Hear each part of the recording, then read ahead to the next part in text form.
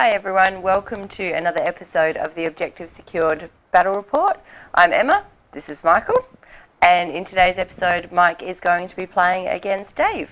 Yeah, Dave's a long-term friend of mine. He and I used to battle it out back in 4th edition for local tournaments, and then life got in the way and he took a break with kids and family and career, and with the release of 8th edition he's now back in the hobby community, and we thought it'd be a great opportunity to get back in front of a table and have another game, and he's been consistently kicking my butt while I've been cycling through my army, so we thought we'd try and get that on camera. Yeah. Beautiful. Bring another old army out for display. My Sisters of Battle are back for this one, and playing off against his... Getting a bit more table time. Yeah, it's good. Dave's running his Craftworld Eldar. It's a bit of a friendly game, or as friendly as we ever play. We never play... It's never super competitive, but it's never super really relaxed either. No. Yeah.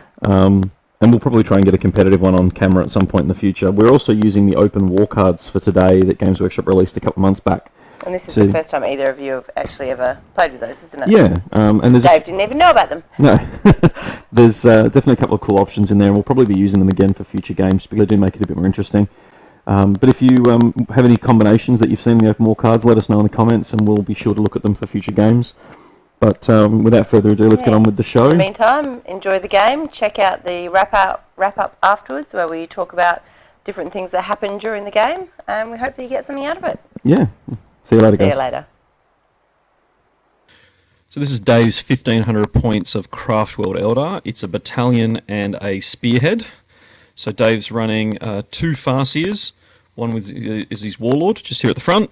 We've also got a Spirit Seer, the Warlock standing in here for the Spirit Seer model while Dave gets a new one painted. We've got 10 Guardian Defenders with Shuriken Catapults here, a Wave Serpent with triple Shuriken Cannon, 5 Rangers. Next along we've got 6 Fire Dragons with an Exarch, all with fusion guns. Falcon Grav Tank in the middle there with a Shuriken Cannon and twin Shuriken Catapults alongside its Pulse Laser. A single Warwalker with double Shuriken Cannon. We've then got another 5 Rangers on the left hand side of the screen there, along with another Wave Serpent, this time with double Bright Lancers, and a single Shuriken Cannon, from memory, and a single Shuriken Cannon. We've also then got a big unit of 9 Dark Reapers with an Exarch with Tempest Launcher, and rounding out the force, just in the back of the screen there, we have a Crimson Hunter, stock Crimson Hunter, double Bright Lance and Pulse Laser. That's 1500 points in total. It's 7 command points, and we'll be back in a second to show off the Sisters of Battle for their second game in the series. Alright guys, this is my 1500 point army for today's game. It's running a very similar format to what I used against the Death Guard in our last game, but with a couple of little revisions that I felt were appropriate. So first up we've got Panoness, who's the Warlord at the front of the screen there, and at the back we have Saint Celestine again, but this time she's accompanied by 2 Gemini. We've got 2 elite choices, a Vindicare Assassin and an Imagifier. We've got 3 10 model Sisters of Battle squads, one with a Heavy Flamer and the other 2 with Melter Guns and a Flamer. We've got a 10 model Retributor squad with 4 Multi-Melters and another 10 model squad with 4 Heavy Bolters. I've got a 6 model Dominion squad with 4 Melter Guns and a Combi Flamer. I have an Exorcist at the back of the screen there and an Immolator with the Immolator Flame Cannons. So it's a little bit smaller than the last game. Obviously that unit of Seraphim is now gone and replaced with the 2 bodyguards for Saint Celestine and the Vindicare. Still works basically the same way, and obviously there's still Condemner bolt guns handed out to a few of the models from the veterans in each of the squads. But by and large, it's still a very infantry-based defensive force, and it's something that I'm still not sure, and I feel like there needs to be some more mobility in the army. Saint Celestine obviously needs to do a lot of work today against the Eldar army, but we'll get straight into the game now.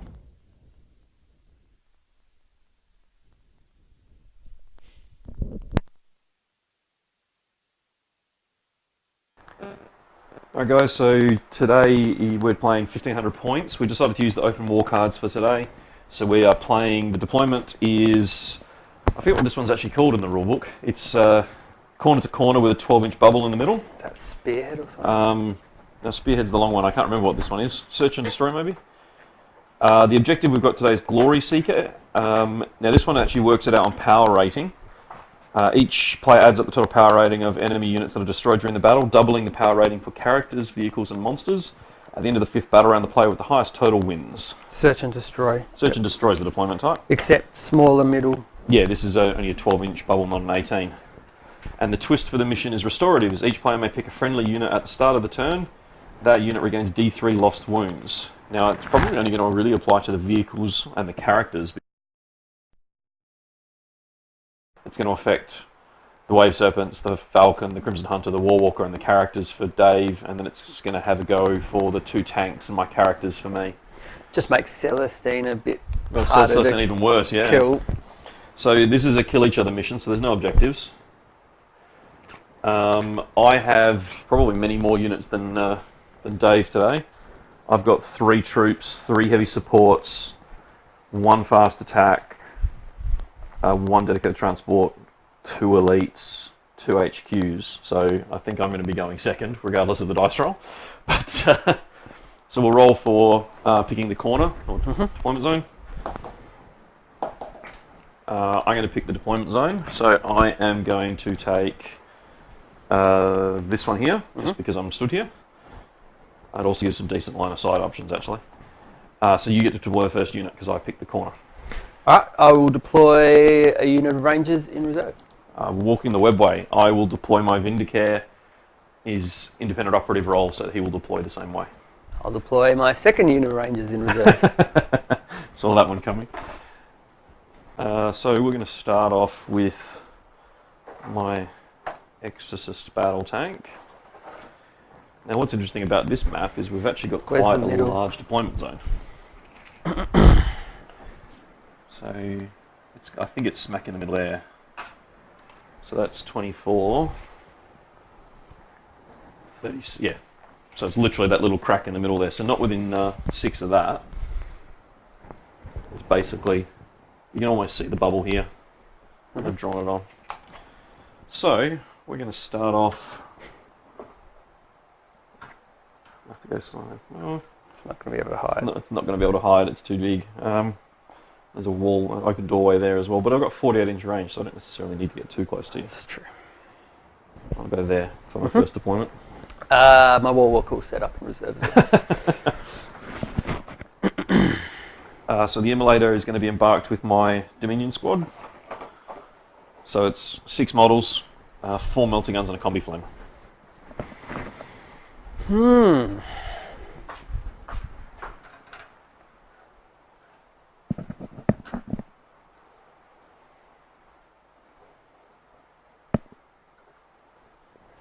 I will... Crap. Throw down my Wave Serpent.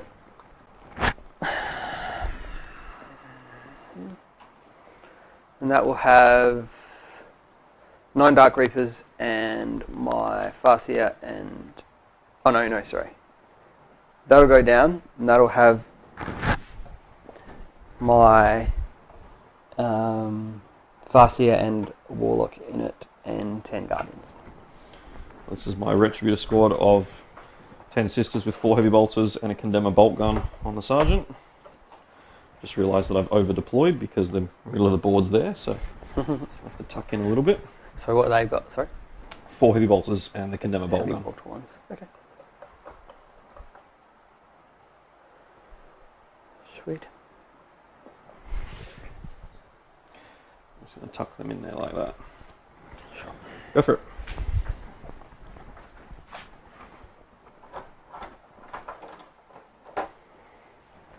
I'll deploy my Dark Reapers. Tucked away under the building.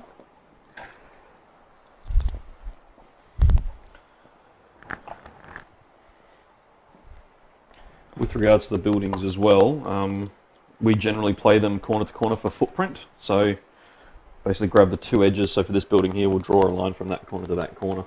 And as long as you're within that line inside the building, you'll still count as being in the ruin. Sounds good. For the purposes of cover.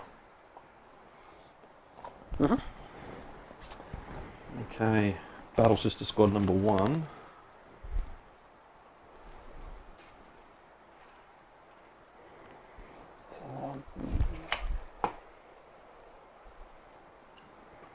What do they have? Just a heavy flamer and then the Condemner bolt gun on the squad leader. Just a heavy flamer.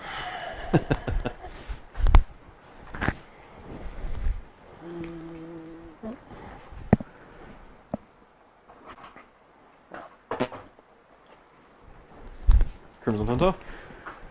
Throw down the hunter.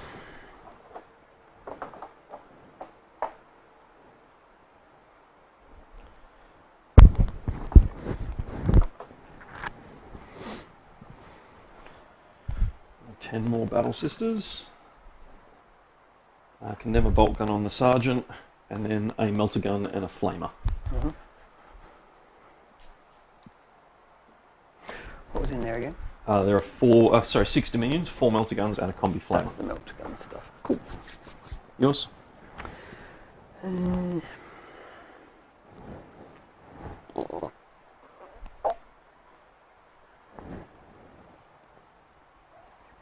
I am an idiot. That is what I am.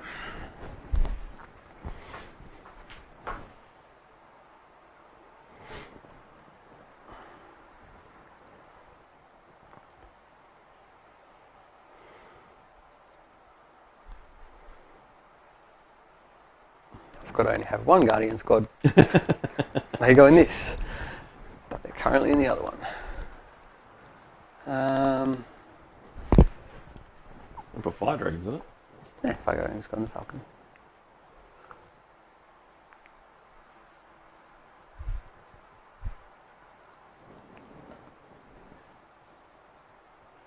So it's empty at the moment. No, the fastest, isn't it? Cool. I'll drop my Canoness down right there. She's the Warlord with an Eviscerator bolt pistol, and she has the Inspiring Oratory Warlord trait, which is rear off morale within 6. Okay. And Fire Dragons. That's your last deployment, isn't it? Yep. Alright. So check the center. Oh, sorry. Yep. So I'll just finish deploying. Magify goes down there.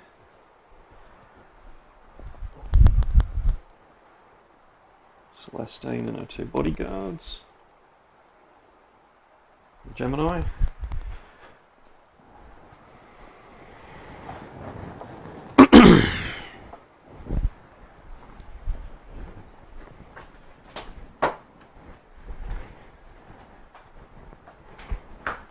Ten more Battle Sisters.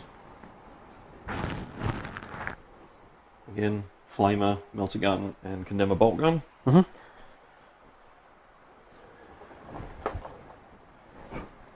And then the multi-melter heavy bolt, multi-melter Retributor squad.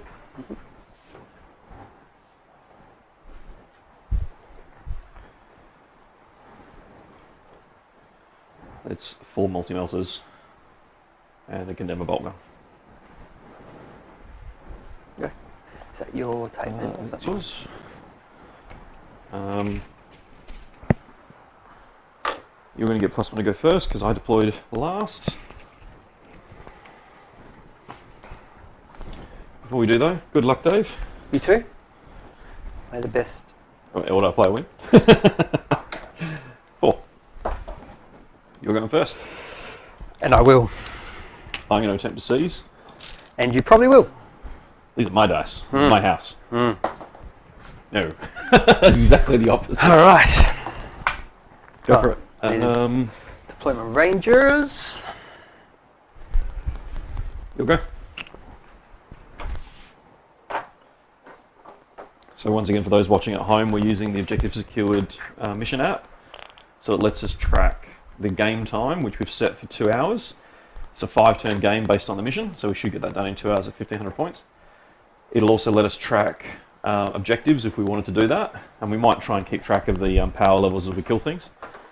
And then we're also keeping track of our own personal mission times to make sure that we're getting roughly even times. Now that's obviously not required, but it's obviously very good as well for players to keep track and understand how long they are taking to play rounds. Yes.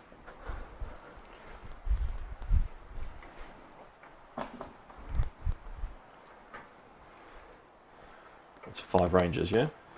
Yep. 2 units of 5 Rangers taking up high position. Now, before you put them on, you know that's done at the end of the... Is it done at the end of the movement phase, or is it then...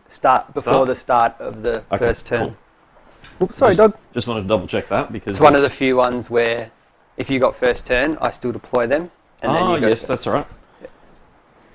But it's after you work out who's going first. Yes. So you know what's going to happen there.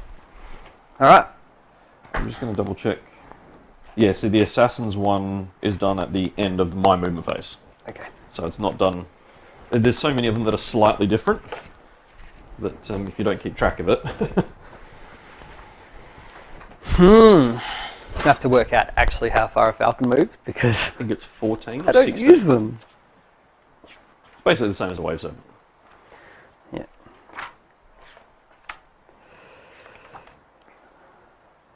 Thought I'd try out a few different things for this game. Neither of us have gone especially hardcore, so No, mine's pretty. we used to do it 9 Dark Reapers. Yeah. I think they're kind of mandatory, unfortunately. At the moment they are, yeah. Maybe hopefully by the time this recording goes out we'll have seen an FAQ, but I doubt it. Yep. 16? 16. 16. All right. Crimogen Hunter can move up to 60, is it? Yeah, 20 to 60. It's just going to park up there. So it's going to turn, move, and then slightly turn again. Yep. Wings of Cain is so good.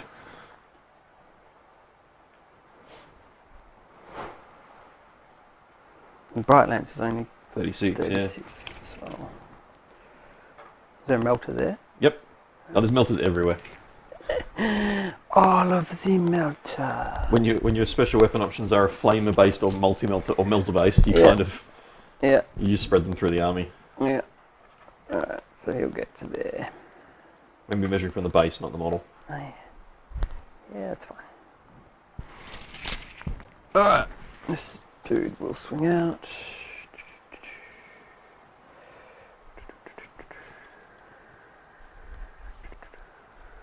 Cool.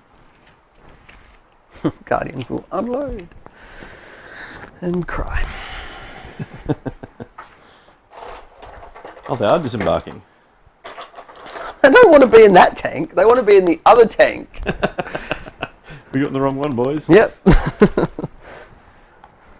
I thought you were joking when you said No. that earlier. Well, for the record, I usually run 2 units that want to be transported and a Reaper unit that starts in the transport. But this game I'm not. It's only 1,500 points, and Yeah. when we typically pay 2,000, but for the purposes of recording, it's easier at 1,500 for today. I'm sure we'll do a 2,000 point one in the future. Mm-hmm. So they will advance as they jump out because nothing's in range. So they go. It's a 2-inch advance, so it's that 9 plus the 3-inch disembark. Yeah. So 12. So I'll just run into this cover here.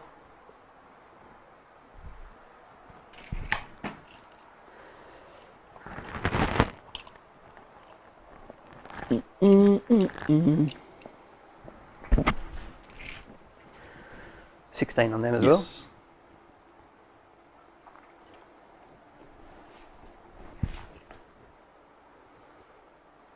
That's from the hull Plenty of as well, range. isn't Yeah, it? it's from the hull, so you got plenty of range there. Sweet. Just start peppering. Reapers will move up. So 3 inches to the first floor, and then along the first floor. It says that's a mix of Rogue Trader and Yeah, old school. third edition Reapers there. Yep. Cool. Taking a dive. One of the downsides of metal miniatures. It's all good. Happy days. XA doesn't need line of sight thanks to the Tempest launcher. Yep. But he does need Range. range. Is that Yep, the melters? that's the Melter squad. Cool. That'll do. Your battalion. A battalion and a spearhead. So you're on 7 command points to start. Yep. Pop those there. I actually only start with 5 because despite having a battalion, I've had to take an auxiliary detachment to get the assassin in. Ooh, and that's staying still. Moved. Oh, And carrots all jumping out. yep. Do you mind if I jump him out of No, the that's tank? cool. We're playing funsies, not Hardcore serious. I will play a hardcore serious in the future, I guarantee it. Yes. And this bad boy. And it'll likely be Eldar v Eldar at that point, so...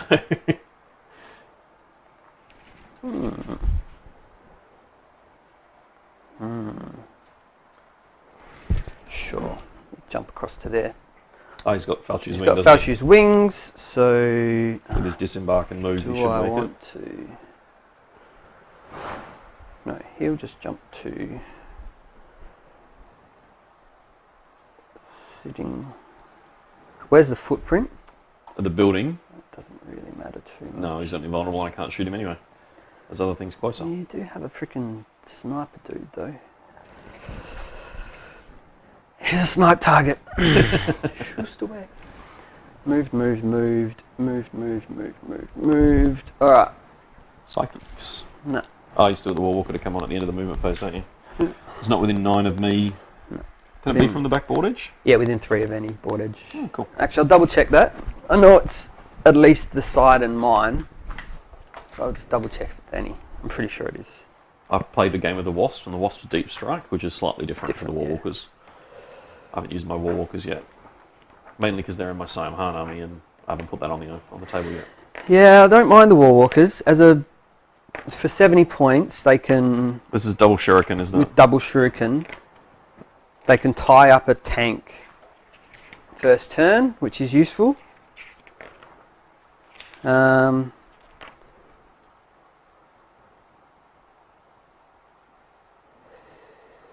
3 inches of a board edge of your choice. Cool. Not within 9, yeah? Not within 9. So they can disrupt some cool stuff. I've had games where they've shut down like manticores and stuff with a couple of turns, which He's just off screen. usually means that's them shooting for the game. Oops, sorry. Those playing at home, he's literally just on the other side of this building here. Just out of frame, like he must be half an inch out of frame. He's still coming on from reserve. Yep. And that's it. Alright, so Psychic. Oh, that's an extra Guardian there, you can run across. Start with the important one. Cast Doom on that front squad Yep. with that Farseer there. The Night Warlord Farseer, he gets an 8, so that goes off. Yep. I only deny on 1d6, but I do it for my entire army. Cool. So I've got a realm. Does it have to be within range though? No, just I pick a unit within 24 and away it goes. I can just deny it. Okay. The downside is it's only 1 dice, but then I've also got a stratagem that lets me always deny on 1 dice 4+. It's pretty cool. Yeah. How much does that cost? 1. Um, I better double check that before I use it. But Yeah. Memory says it's 1. Farseer number 2 will cast Guide on the Reapers Sure. Easy does it. on 11. And then It's only 1 CP. I'll cast Fortune on the Wave Serpent. The Dual Bright. Brightlands Wave Serpent. No. I will use his Runes of Fate to reroll a 2. Sure. There it goes. Easy. They're very reliable psychers, the Farseers. And my Warlock, well, my Spirits here isn't going to do anything. Okay. I've taken a Spirits here because my Warlocks tend to Explode themselves. when they cast. So for 10 points extra, it's quite I useful. think you get a better platform most of the time. If you're going to take Warlocks, you take them as a conclave or on jet bikes as a conclave. Yeah. Shooting. Shooting.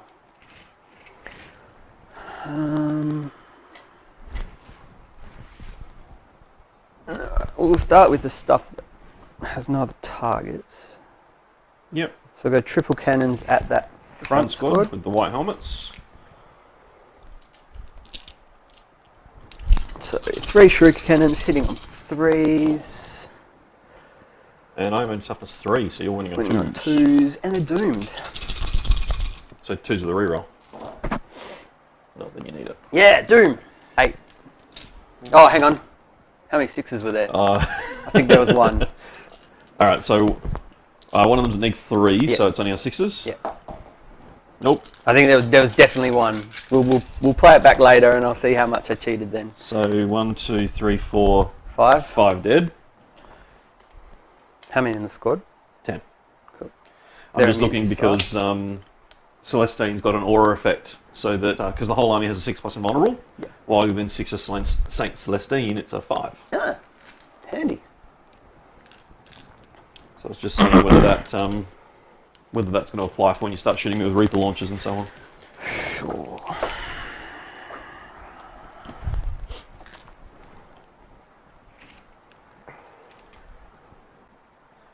Alright.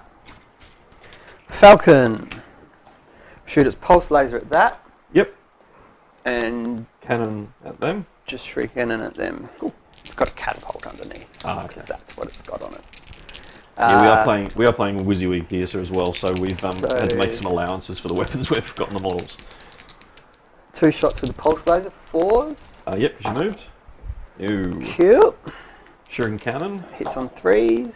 1 hit. Woo! 2s. Nope. No. Good work, Falcon. Good start with the Falcon. Yep. I don't like taking falcons, so I'm gonna wish it was a wave serpent the whole game. All right. Oh, Brightland's probably out of range actually. 36. Nope, just in from the hull. Yep. Hull. Cool. So 2 Bright Lances hitting on 3s. 1. Toughness 8 on an Exorcist, so 4s to wound. Cool. And the cannon. Yeah, I discovered that with our last game, is that even though it's a Rhino hull, it's toughness 8. There you go. Yep, cannon's out of range, so that's fine. Well, in that case,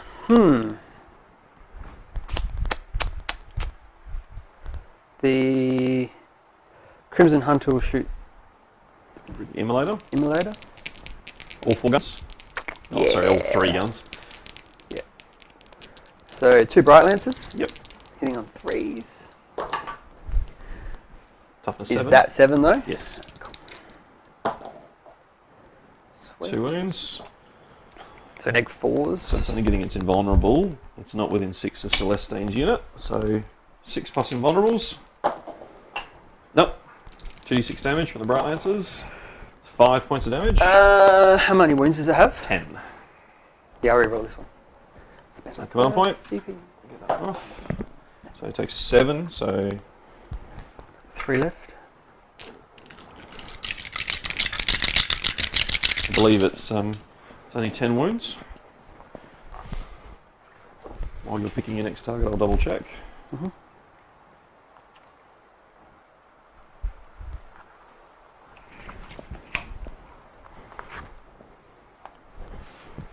Yeah, it's only 10 wounds.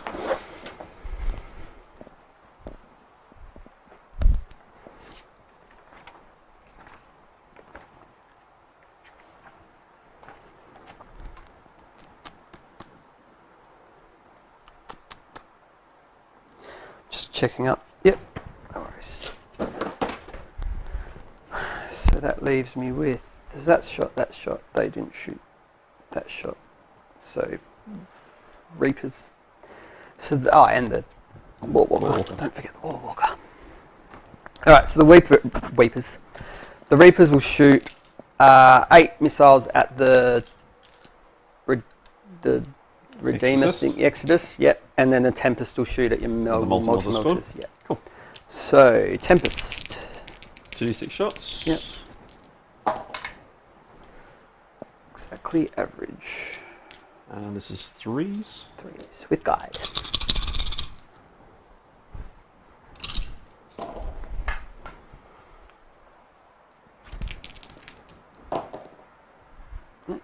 And then 6 hits. strength 4, so 3s again. So 4 At wounds. neg 1. No, I think then I'll double check that. Won't be more than neg 2, which is a 5 No, up. it's not neg 2. It does matter though, because there's a lot of force there. Sure does. I believe the Tempest's only neg 1. Yes. It's one of the question marks I have overtaking it.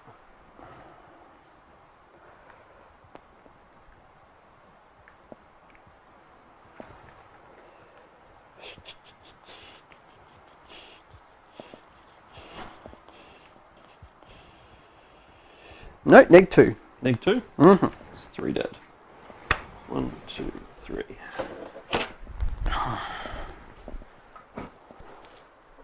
So there you go. At neg Why are you not taking the Tempest then, Mike? I still prefer the Eldar missile launcher. Do you know why? There's a stratagem that only works with Eldar missile launchers, which lets you deal mortal wounds. And for things like Storm Ravens and the flexibility it has, and 48 inch range and d6 damage on its main shot. Prefer the Tempest still. I think it depends on how much anti-infantry fire you've got. That's true. 8 shots. But anti-infantry isn't necessarily something that Eldar struggle with. No, that is true. So these are winning on 4s. Yes. Toughness 8. So 3. Neg 2, so 5s. So Cool. 2 go through for 6 damage. Correct. How much do I have left? 12, so it has 6 remaining. Right.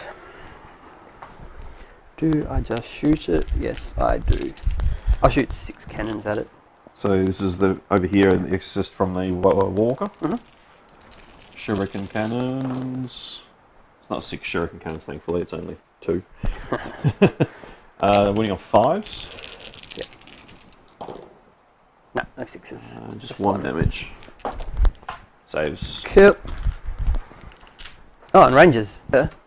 Yep, 2 squads of 5. Durr.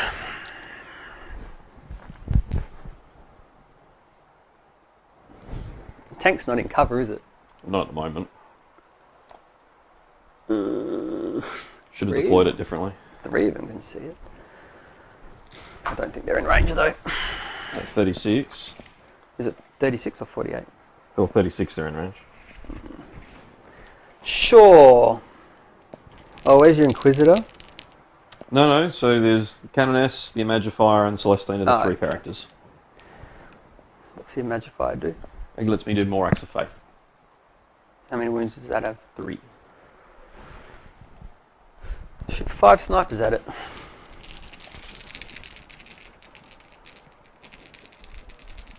Just. So 3s. I knew I was going to do that, that's why I deployed them there. Perfect.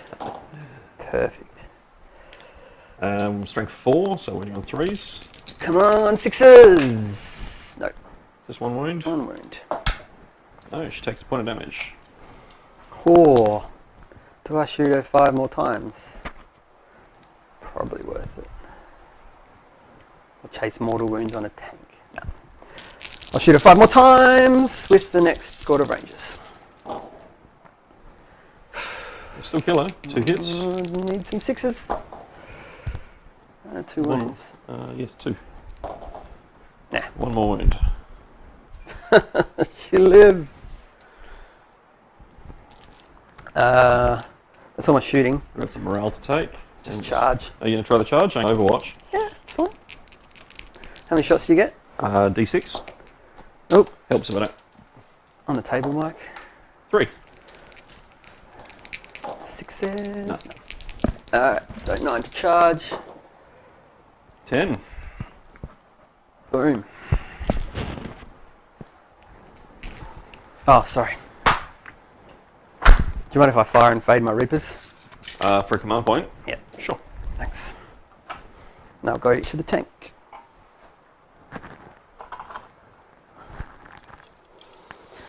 Thank you, Mike. You're very generous. Lucky we're not playing hardcore. Mate, it's all about intent. Exactly. Exactly. So combat. Yes. 2 attacks on a yeah, walker. 2 attacks.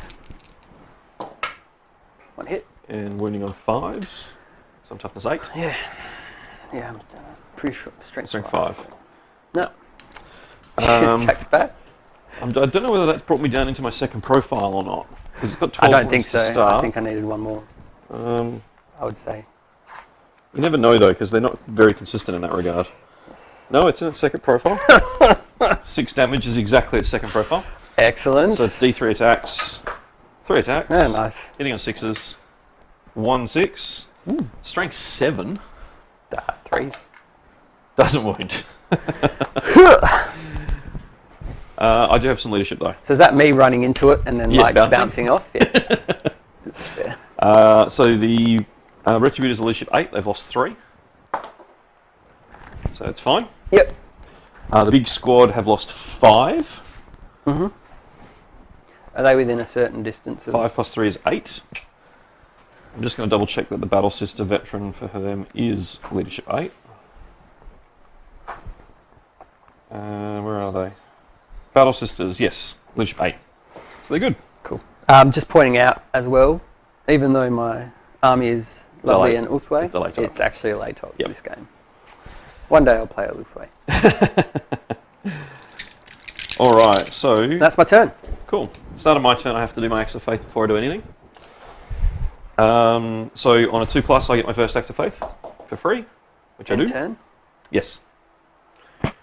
So my first Act of Faith is on a 2+, which goes off. So it's going to let my multi-melter squad move for free.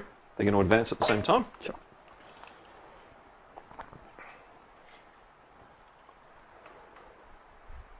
Force 32.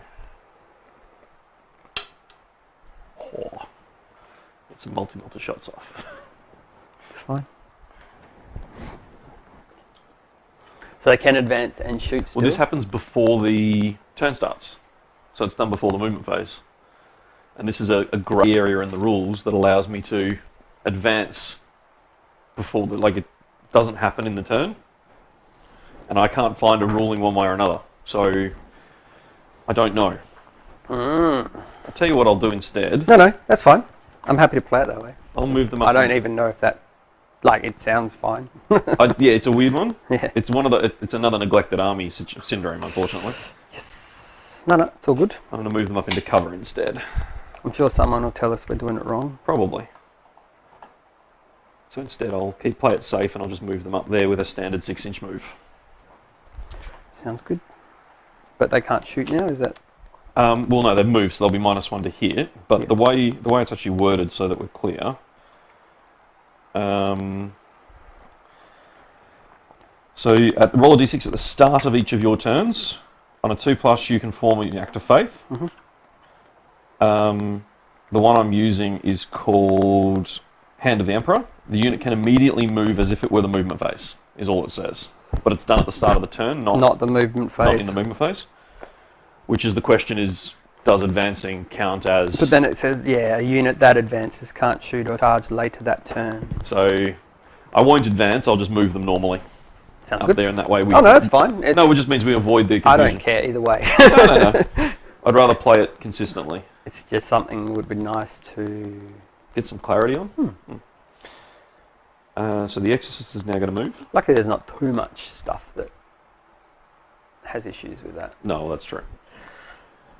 You mean it's going to fall back out of combat? Actually, before I fall back out of combat, I've realised I've got 2 more Acts of Faith to roll for. Yeah, sure. So I'm going to do a little bit of a takesy-backsy there. No, you can't do that. You can't do that. So we're going to use... Just deploy your deep strikers first, Mike. So we're going to use the Imagifier on a 4+. I'll get a second Act of Faith. Yep. Which I will. Has to be within 6 inches of her, though. Not quite there. Not quite there. Okay, cool. So we're going to use it to move Celestine. Yep. Does her free Act of Faith, is that only her? That's a very good question. I was only using it on her in the last game. And you can still only do one a turn? So within 6 of her, perform an Act of Faith with... So I would have to use that and then use the 4+, which I haven't done. And you can only have 1 Act of Faith a turn? No, I can have 3 per turn, but each unit can only do it once. So it's like Soul Burst. Yeah.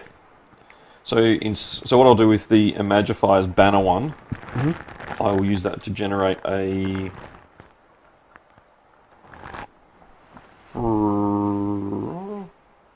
No, it's going to have to be free move. Okay, so I'll do it on the lead Battle Sister squad here. So they're going to get a free move. Sure.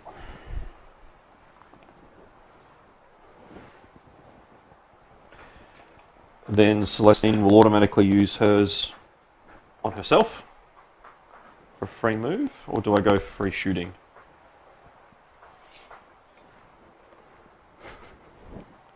Heavy bolters. No, we'll go free move. Rangers. You're 3+, aren't you? For Celestine? The army's 3+. Oh, yeah, army's 3+, yeah.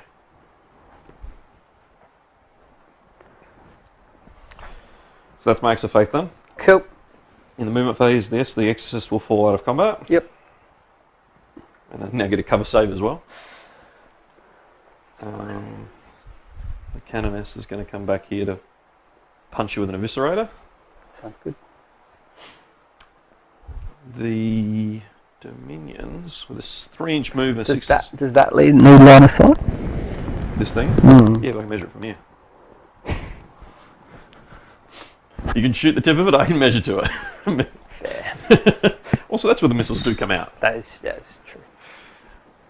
So the 9 plus 12 is 21. Excellent.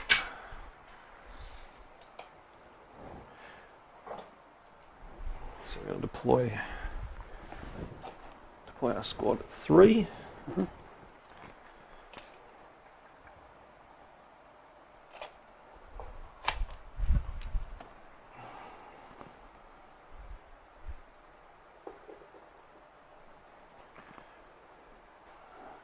And the 2 ablative wounds for the melter guns. And then we're going to move 6. Uh-huh.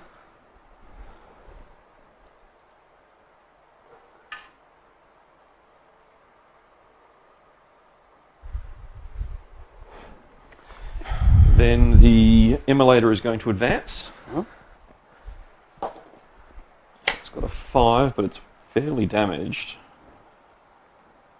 Does that have 10 wounds as well? It's only 10 wounds, not 12, yeah. So it's still on its second bracket, so it's going to move a total of 11 inches. Still not bad.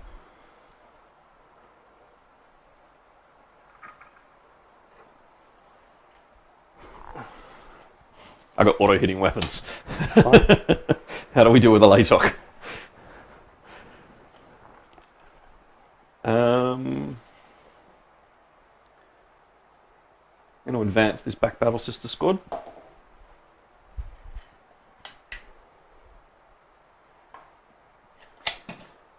Win 4 mil.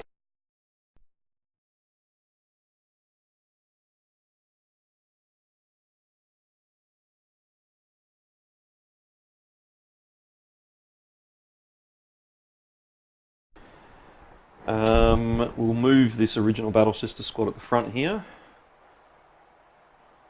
I don't think we need to advance them though, so let's try and get out of the line of sight of the nasty men with the guns. Celestine as well can tuck herself in.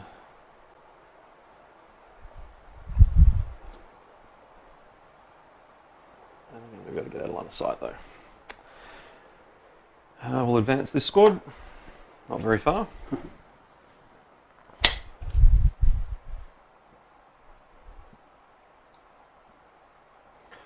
And we'll advance her as well. That's that way we're in cover. I think that's all the movement done, so I'm just going to deploy my assassin. He's done at the end of my movement phase. More than 9 away from you.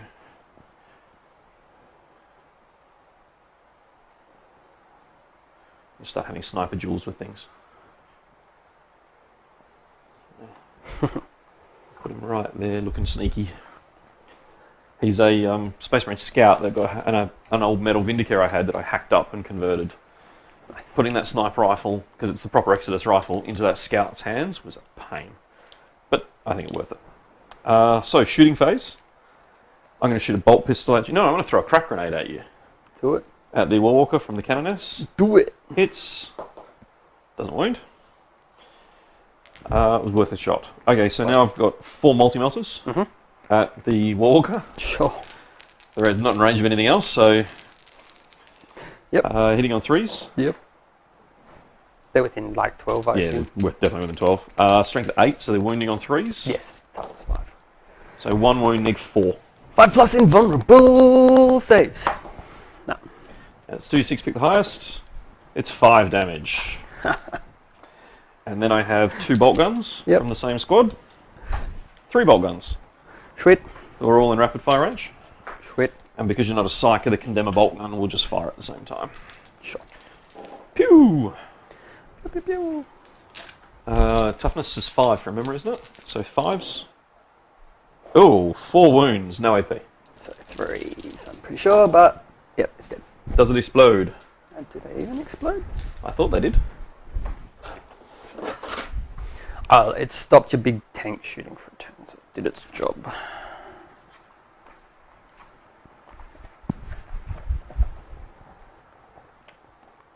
Yes. On a 6. Come on, explode. Okay, what's it do? Stuff.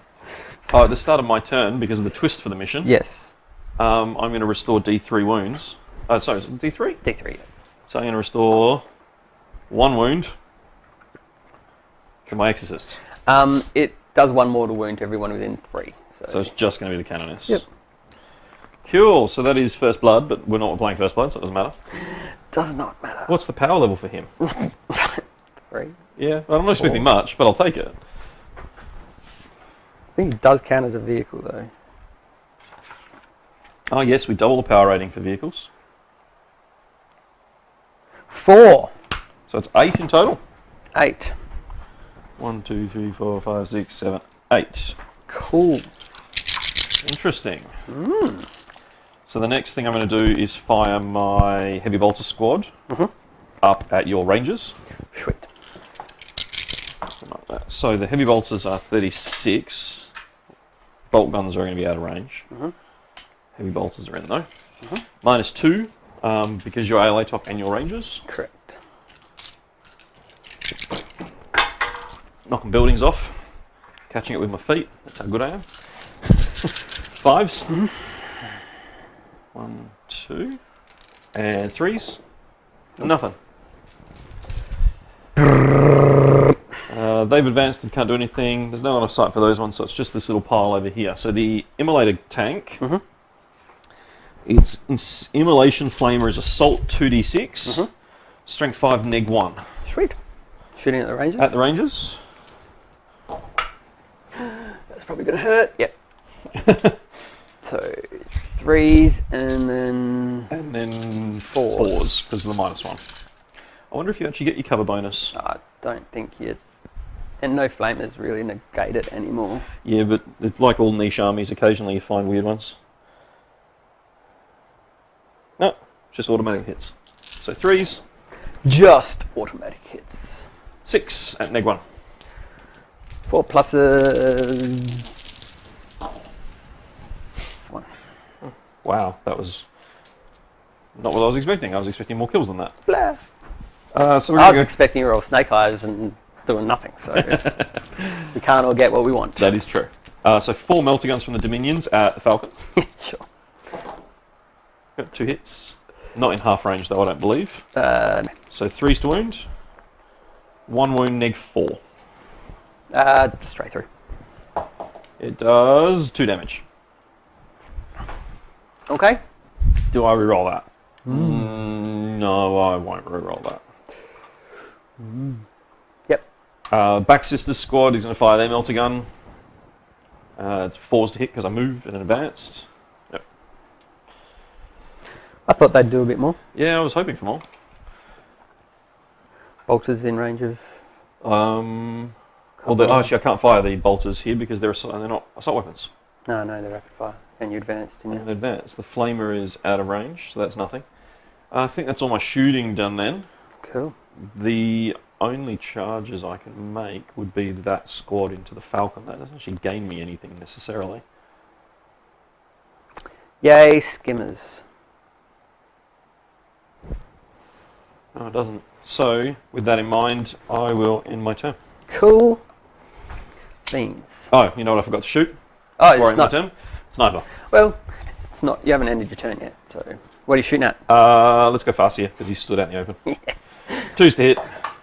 Hits. Give me another one of those to wound. No. Nope. Nope. It's still a wound. It is 2s. No invulnerables, yeah. so it's just going to be D3. It is 2. I can live with that. He's like, ouch. Fuck that shit.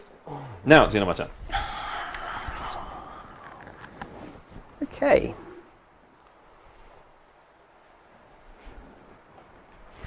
Where is Celestine? Oh, the bitch. She's in there.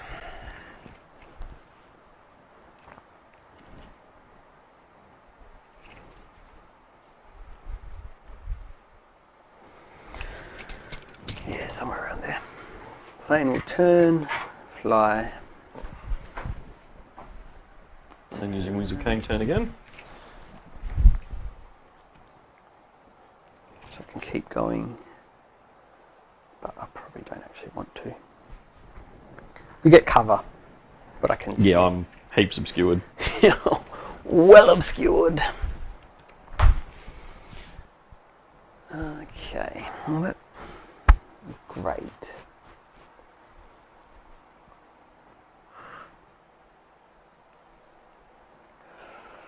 Fire dragons.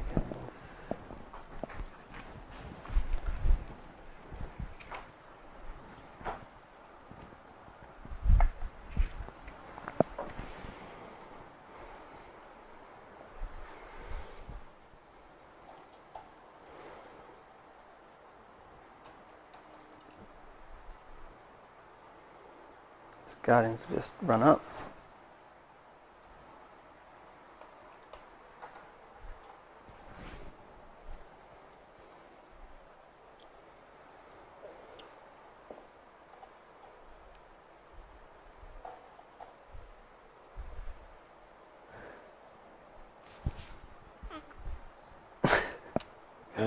I believe as well you get to roll restoratives. Oh yeah, true.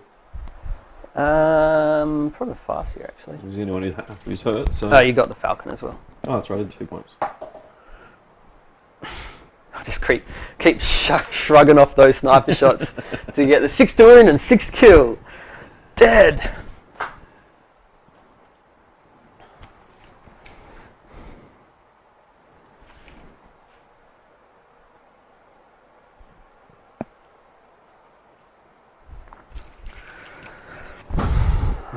Fire dragons.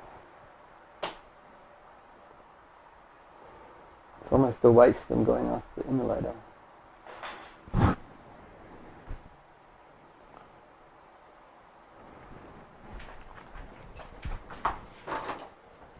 I usually take the flamer on it, just because it gives them a bit of versatility. But I thought he's in my squad in front of you. He's got 4 melter guns and a combi flamer. yeah. But I was like, oh, maybe 5 isn't enough. But then you had 2 tanks anyway, so. In that case, they can deploy at 12. Just sit back.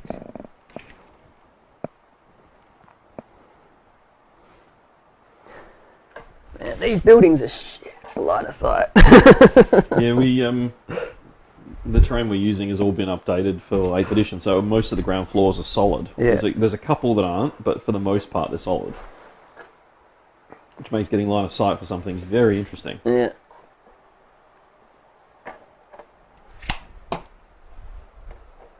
You've got a doorway on the ground floor there where they are as well. If he sticks his head out the window, he can see. There's a doorway on the ground floor. Oh, there's 2. No. I can sit down there. Yeah, most of the buildings though are fairly intact on the ground floor. Yeah, that's good. Makes it a bit more interesting. I think you just need so much more line of sight blocking because cover works so Yeah, differently. absolutely. So Yeah, melters are like 12-inch Yeah. range, yeah. This guy here will go down to the doorway as well.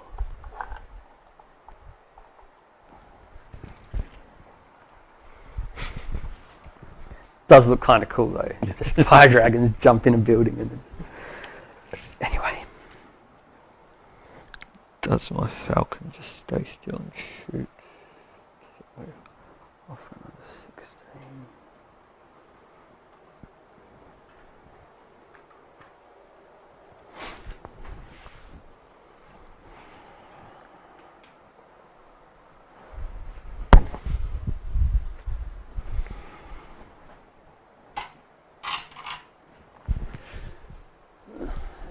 May have denied my line of sight, but that's alright.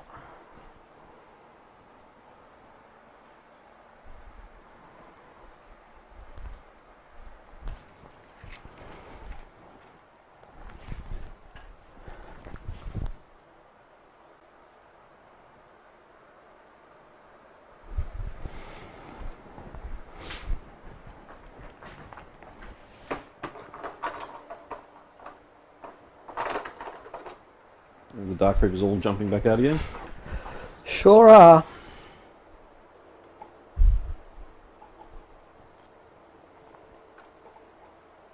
At least you can't get back in the tank this turn. Not this turn, no.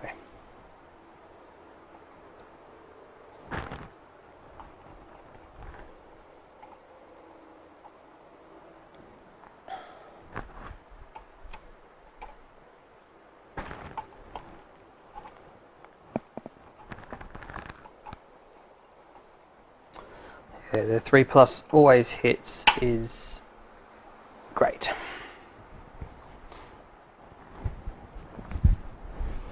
What are you checking? I'll just have a look at what was 6 inches, that's cool. Just looking at a couple of the aura buffs I have.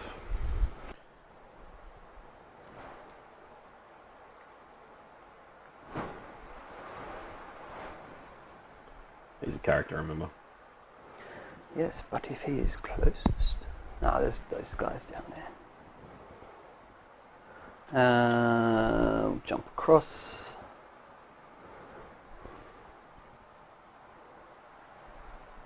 We'll play a what's closest game soon.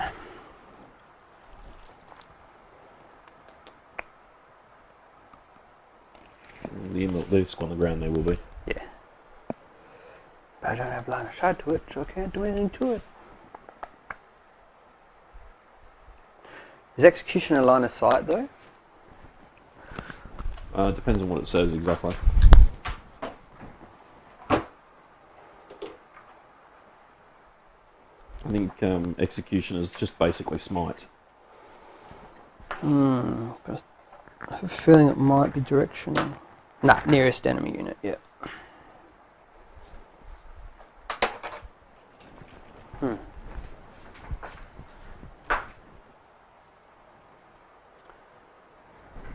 Oh, that might be close. Oh, we'll see. Doom and is it Guide and Fortune conceal? They'll stay there. All right. Psychics. Psychics.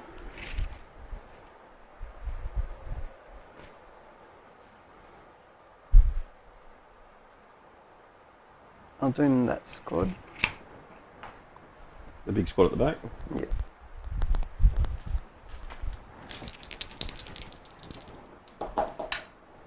Yep.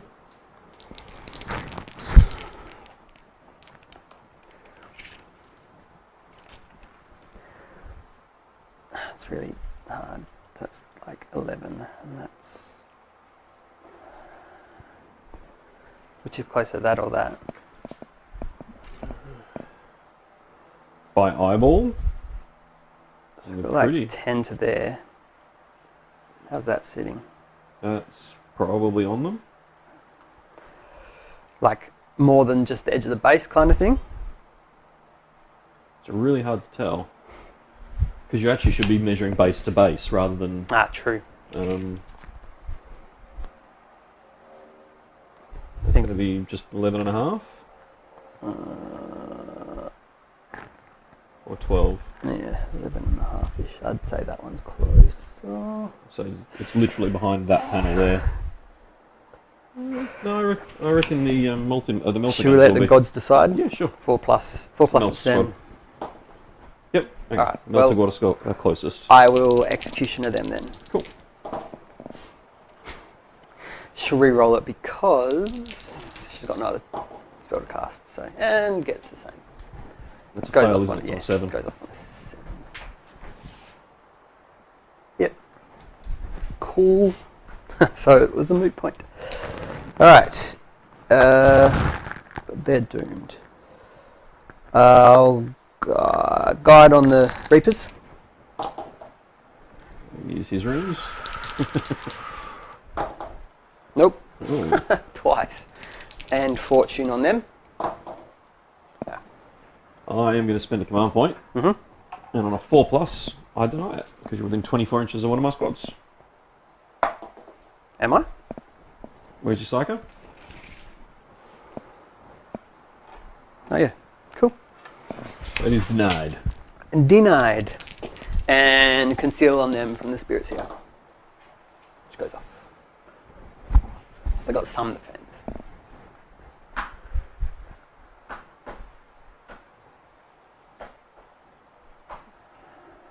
Yep. Alright, shooting. I'm like, oh, I'm forgetting my hemlock. But no hemlock today. Alright, we'll start with the Crimson Hunter. hunter will hunt your...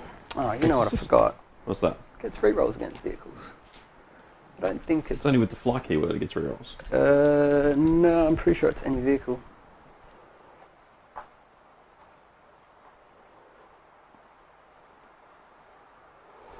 You may be right.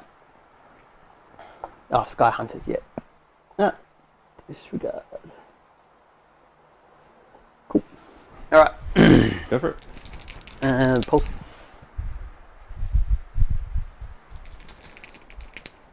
Two bright lance shots. 3s. And wing off 4s. Yep. Neg 4, so it's 6s. Yep. No.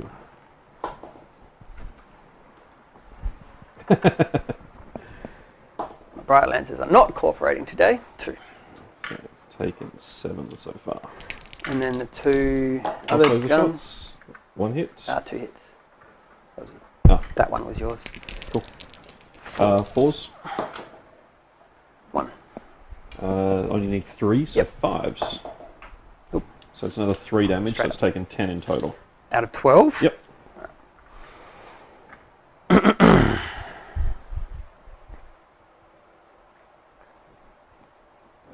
Cool. Cool. No. These 5 will shoot her. Yep. 3 hits. 3s to wound. She's got taken 2, hasn't she? Yep. 2 wounds.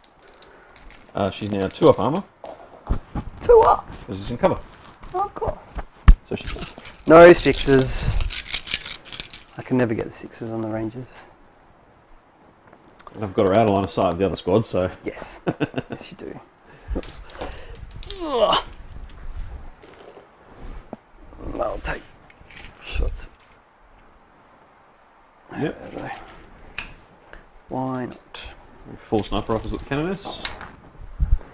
2 hits. Nothing.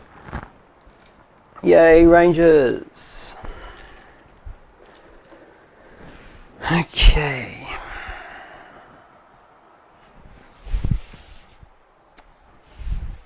Two bright lances at the inlader. Yep.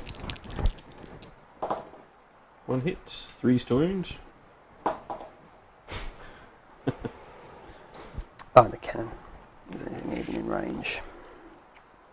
Should be 24. Yeah, I'll go the back squad. Yeah. These are doomed. 3s. Doom, doom, doom. Shooting isn't Moving not on. going great. Alright, Guardians will shoot the front squad. And you can see me. 1, 2, 3, 4 at the top. 5, 6, 7. Yeah. I reckon there's 3 that can't. Yeah.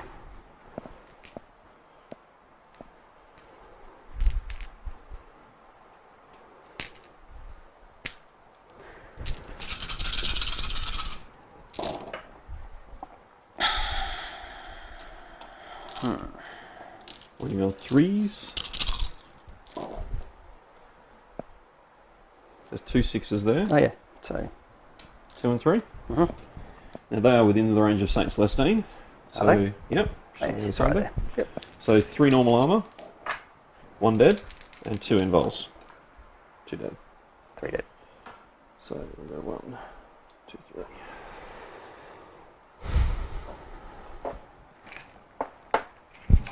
Farsi will shoot his pistol.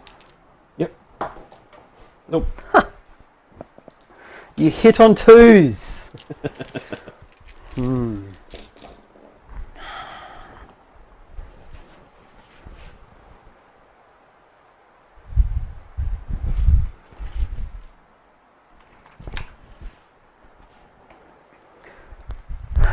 Falcon will shoot pulse laser and shoot catapults at that, Yep. and a cannon at the front squad. The retro Dominions. Yep. Pulse laser. 1 hit. 1 on 3s. Yep. 5s. Nope. Nope. Takes 3 damage and dies. Or do I burn a reroll? Can I keep it alive? I'm going to do just that. 5 up. Okay. Does it explode? No. Cool. And the cannons at the front squad. 3 hits. 2s. Ah, 2 wins. Yes, 2 wins. No 6s. One was a 6, and then it went. Boop.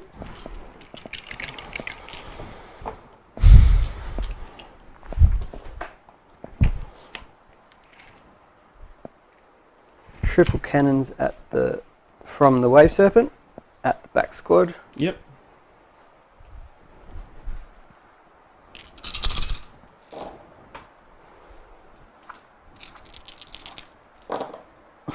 Lucky they're doomed.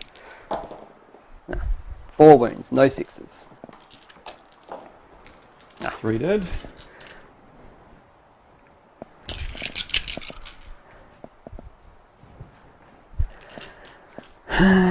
That's shot. They've shot fire dragons.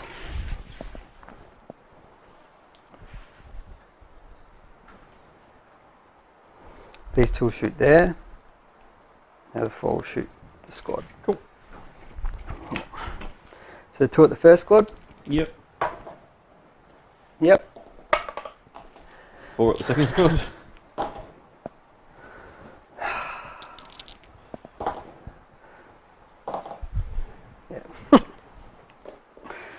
Yep.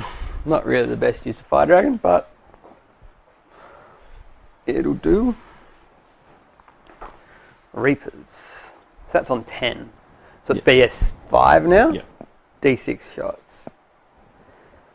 You can have that because it's hitting everything on my army on 6s. Or worse. Or like worse. you can't shoot that. It can't Or the shoot Reapers. Them, you can't shoot them. You can drop on the tanks. That's fine. All right. So.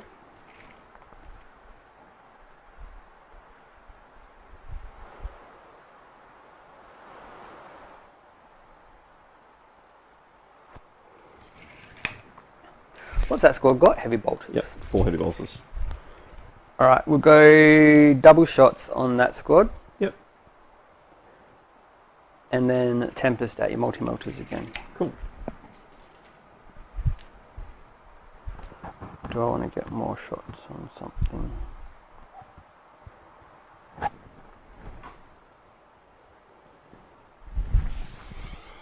Scratch that.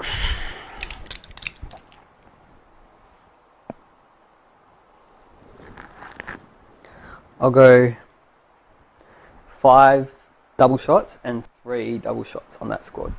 Okay. And then Tempest at the multi-melters. Yay for split fire.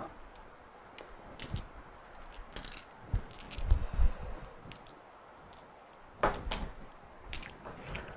then how many will Celestine kill?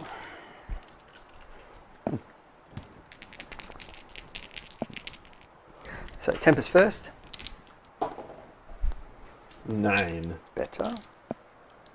So they didn't get any powers on them though, did they? No.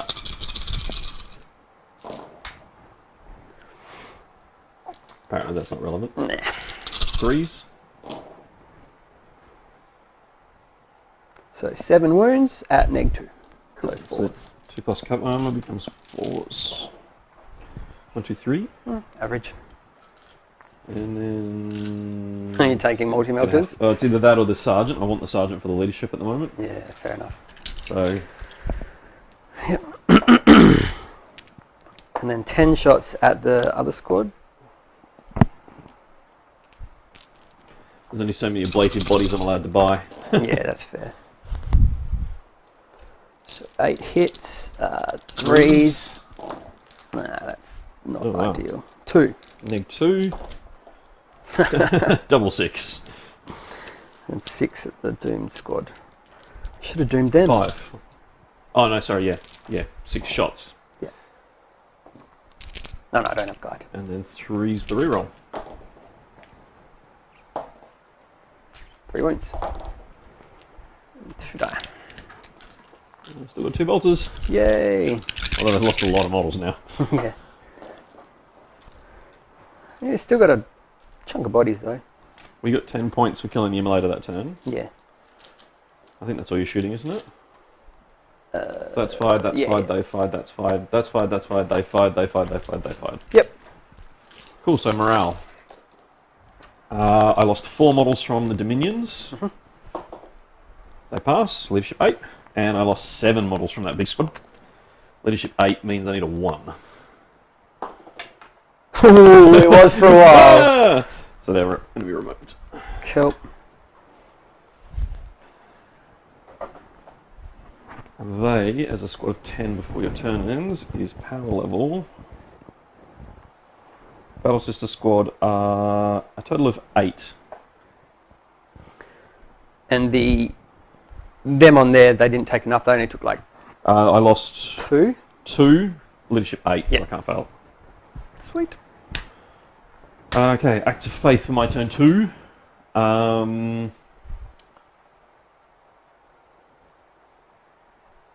That.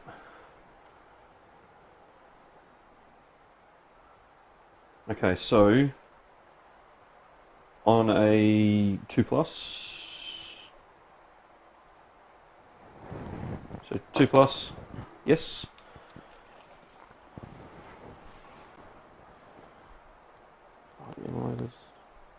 Big 2.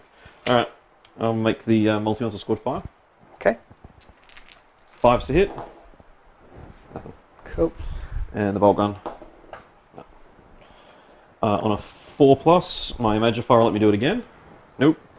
But Celestine's was automatic, and that's going to be to give her a free move. Didn't see that one coming.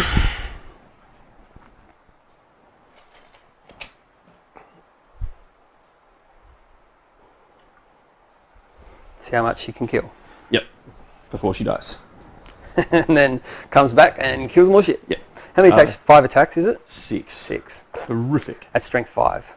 7. So weapons +4. Yeah. Nuts. And neg. Neg 3. So I get a 5+ save. 6+. No, in cover. Oh, Not in not in combat. combat. Yeah. D3 wounds recovery. It's not ideal. That puts it up a bracket. Yay. Still crap. But it's half a bracket. At least it can hit stuff now. Yeah. Yeah, so we'll do some movement now. So Canoness is going to advance.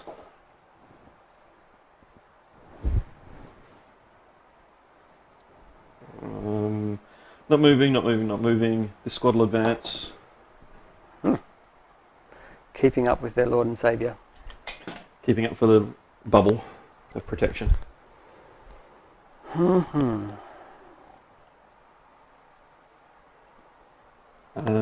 The Imagifier will advance.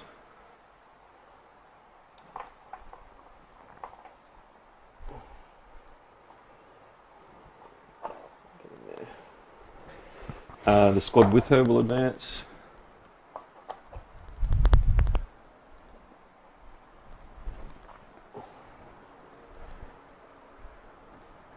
Heavy flame with your name on it. This squad will not advance.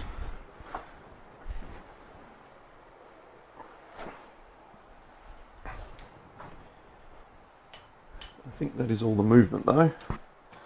No psychic, we're straight to shooting. -2, -2, -2, -2, and everyone else is -1 at the moment. Oh well, we have to shoot it at something, so we're going to fire this thing at the Falcon. Okay. Pew pew pew! It shoots 4 times. Hitting on 6s. No, 5s. Oh, I've got upper bracket. Woo! Nice. Strength 8. 3 That'll do wounds. I'll make sure they are neg 4. I'm 90% sure they are. Exorcist missiles. Heavy d6 neg 4.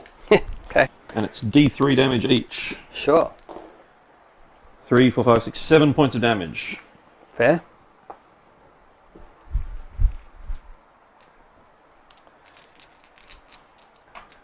I'm going to fire my 3 multi-melters again at the Crimson Hunter. Yep. Huh.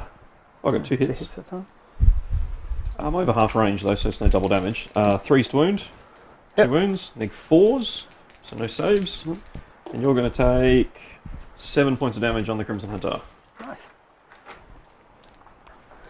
I think the heavy bolters are going to actually be out of range of... Oh, we could do either. That's got, I think, 12 wounds normally. Yep. This does as well, though, doesn't it? Yep. I want to kill this thing. Yep. 1, 2, 3, 4 heavy bolters. 5s. Jeez, you're rolling well. It's only 6. Wounding on 5. 6 out of 12 shots. It's not only bad. 1 at neg 1. 4 plus. Yep. I think I've got 1 bolt gun in range. No. So just a lot of close-up stuff now. Not bad. So the squad, which is the melter gun and the flamer. The flamer and the combi bolter are firing at the guardians. The melter gun's firing at the tank. Melter gun hits. Melter gun does not wound. Cool. D6 on the guardians. 1 shot. Wounds. It's just a flamer. And then the bolt gun hits twice. Wounds twice. Kills another one. The 5-man squad which advanced, the bolt guns can't fire, but the heavy flamer can. Firing at the guardians. Wounds 1. Your melters have been good. Flamers not. No. Heavy flamer, so Heavy neg flamer. 1. Yep. Doesn't matter. These guys advanced. So what was that about the heavy flamer with my name on it? It has your name on it. I'm trying to give it to you as a present. Yeah. Okay, so that melter gun is in range. Is that flamer? No, it's not. So 1 melter gun at the wave serpent, only on 4s though. Hits. Yep. Doesn't wound.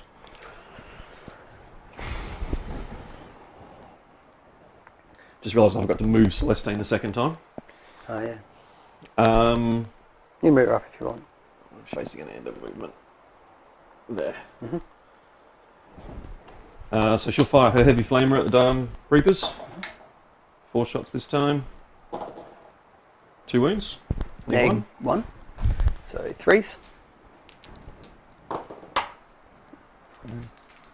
Sorry, bud. And a pair of bolt pistols. You're at neg 2, so no. From these? Yep. No, just neg 1. You got conceal off. Yeah, but And not a then late late talk. talk. No, you're within 12. Oh, of course. So 1 hit. Cool. 1 wound, no AP. You at least made me have to make the save. I think that's all my shooting. Because my army's Oh, 'cause they advanced. depleted rapidly and I'm having to advance to get the distance. Yeah. So charges. Yeah. I am going to charge my squad of 2 dudes into the Guardians. They've got line of sight. I've killed 3, I think. Oh. 2. 2. 6, 8, 10, 12, 14, 16. 6s. 1 whole 6. I'm not rolling 6s very well. Oh, there's There one. you go. 6 plus 2 honourable. No. Cool. So my melter gun dies. Yep. My sergeant has a 5-inch charge Easy. Just actually. with a 1-inch. Yeah. You needed like a 5. Oh, okay, cool. That's all Maybe a 4 if you rolled it. right. Okay, Celestine charges the Reapers. Overwatch away. I will stand and shoot. Tempest.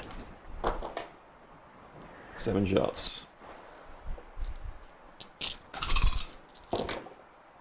Do I still get to reroll ones? I do. But I didn't roll any, so 2 hits. Toughness 3, I believe. 1 wound. And 8. So I haven't used them with the Gemini yet, so I'm just going to have a quick look. Yep. 2. Yep, toughness 3. 6. 1 wound, did you say? 8. Yep. Ooh. And 3 storing with the Reapers. Yep. So 3 wounds. And they're 2 damage each. So first Gemini 4+, dies. Second Gemini 4+, dies. Celestine, fine. Yeah, well, that's some attacks that won't be coming my way at least. Just pop them here because I know that I'll come back in a minute. Charge range is a Yeah, million. I think you're in. Yeah, jump up the top. Do it. She's actually quite a tall model, so chuck her there. Okay, so I've got, What's it for her to come back? 2s? and I've got 3 command points left, so She can do it once or twice? Once per game. Yeah. So we'll start with my Dominion Superior. Yep. She's going to punch some Oh, guardians. these guys got in, didn't they? No, that's good. Oh, they advanced, right? Yep. I get no attacks, no hits on the Guardians. 8 back. Come on, Guardians. You got this. You've got this. You hit me on 3s, don't you? Yeah. I only hit on 4s. Wound on 4s. GW. Oh yeah, because you're only toughness 3 as Yep. well. What is What is going what on? is the world coming to? 1 wound. Yeah! Oh, boo. Boo hiss. I'm happy with that. Okay, so Celestine, that's 6 attacks. Yep. So it's hitting on 2s, wounding on 2s, and that's it, isn't it? Hitting on 2s, winning on 2s, neg 3 and 2 damage. So if you put one on the Exarch, he splits as well. The Exarch's got stuff to do. At least you missed a couple. So it's 4 at neg 3. So Just making 6s. sure she doesn't reroll 1s for those 2 misses. That would be brutal. I There's a lot wouldn't of put it, characters I that do wouldn't that. put it past her. There's a lot of characters that do that. She probably does. No, not that I can see. 6s. So 3 dead. That's fine. I can deal with that. So I've lost 4. You lost 1 so far. 1, 2, yeah, 5 left. Your attack back. That just jump in. So that's going to be 6 attacks. Yes. Because the Exarch's exactly the same. Yep. And 4s again. You got 2+ armor though, don't you? Yeah. 2 wounds. Yep. Cool. That is into my turn. So leadership for the Reapers. They're the within 6 of the. Oh, okay, cool. So he's got morale. That's it then. Cool beans. My turn. Yep. I will heal up the plane.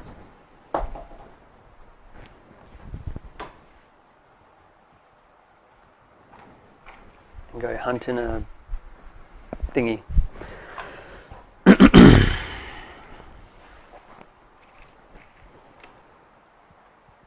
What's this, turn 3? Yep. Just under an hour to go. Guardians will fall back into the tank. So they end their movement within Yep. X.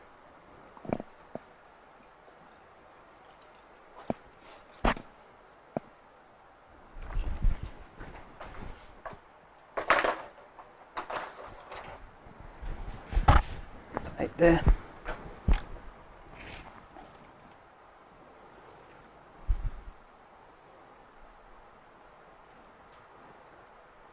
Tank will move off.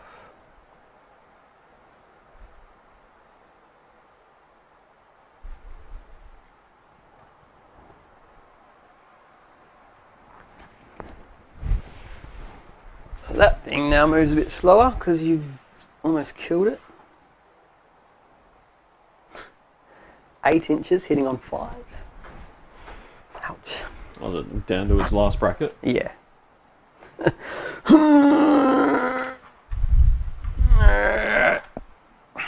So now it's hitting on 6s with that main gun.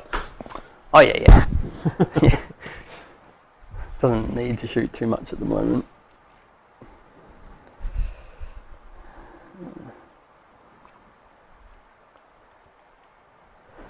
Dragons will move out.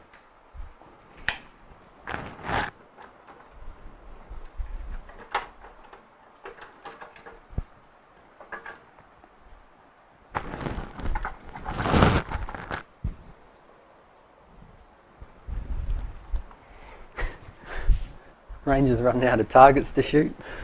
As it should be.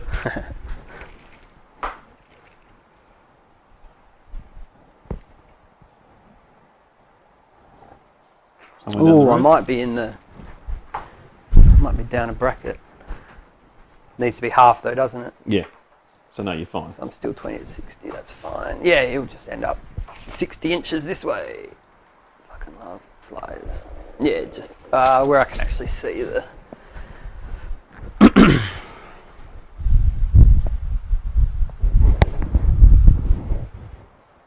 And I'll shoot backwards.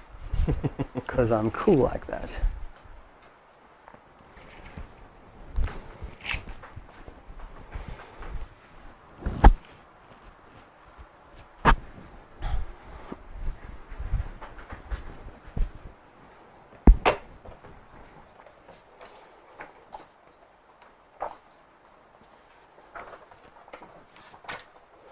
Just checking out a couple of the two. All right.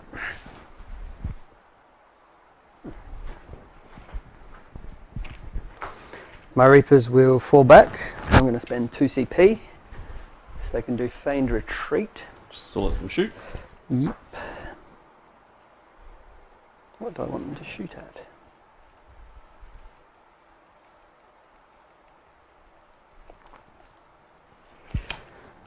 How much damage does her gun weapon do? In combat or shooting? In combat? 2.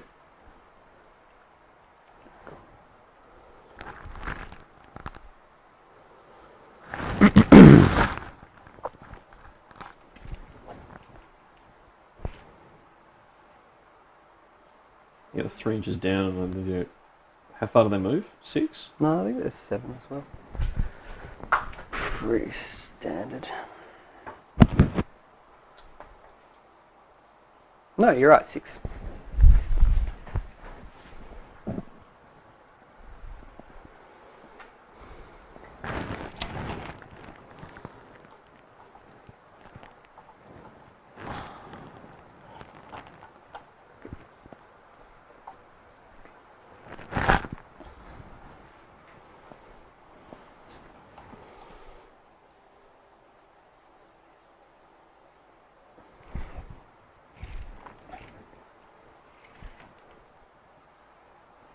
Guide and yeah, that's fine.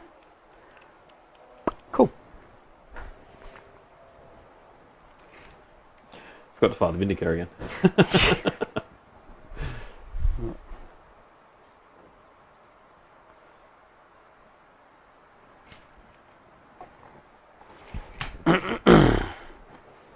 Okay, I think everything that needs to move has moved. Psychic. Psychic. He'll doom the big squad. Yep. Okay. And then Executioner. That's just closest. So that. No. I've got both. No. Is what it is. Fortune on the Spirit Seer will smite Celestine. Yep.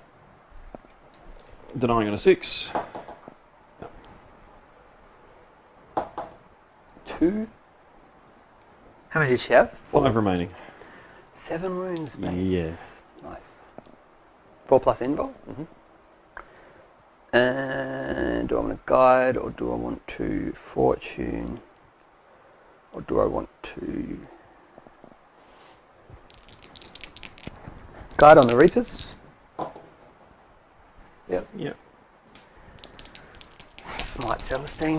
So this is on a 6 because of chapter approved. Yep. Ooh. No, it has to be 11, doesn't it? Yeah. I will spend a command point to deny that on a 4+. I'll re-roll the 5 with my runes. Oh, okay. 'Cause I cast it anyway. Chase a 5 or 6 and get nothing. Nope. So it goes through. D3. Haha! 4 remaining. Okay. That's it for Psychic. Shooting, we'll start over there. Yep. 2 Bright Lances, hit on 3s. We're going to go 4s. 1. 6s. Oh, there we go. Pulse Lasers hitting 3. 4s again. 1. Saves. That's only need 3. Yes. 5 snipers. 2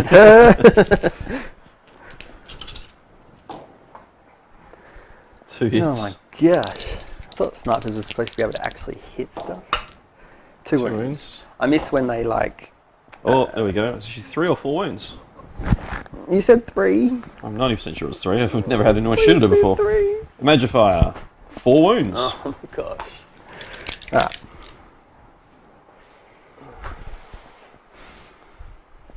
The other 4 will shoot your sniper. Oh, he's neg 2 He's to also hit. a character. Yeah, I'm a sniper. Oh, of course, yeah. Yeah, neg 2 to hit. Or do I just shoot your tank and hope for... No, you're going to be out of range of the tank. That one's in? No. Just. So 2 in, Yep. 2 out. 2 will shoot at your tank, and the other 2 will shoot at your Sniper. sniper. So 2, 1 hit on the tank. Yep. Looking for 6s. Nope. And then hitting on 5s. 1 hit. Toughness. Toughness 4. 4. Yep. He's a man. I'm a man, baby. He's a genetically engineered man, I believe, but... Yeah, bizarrely, he's toughness 4. Bright Lance Celestine. Sure. Sorry, 2 Bright Lances. And the cannon at the squad. Okay. 1 hits. 1 hit. 2's wound. Yep. Nope. Roll a 1. I've still got, you've got 4 Got left. 4 wounds remain, yeah.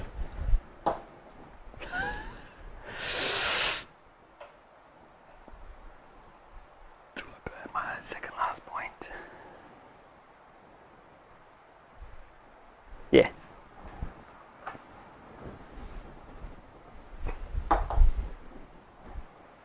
Cool. I'll just figure out when miraculous intervention triggers. Assuming it's like the start of your turn or something like that. No, it might actually be immediate. Oh, that'd be cool.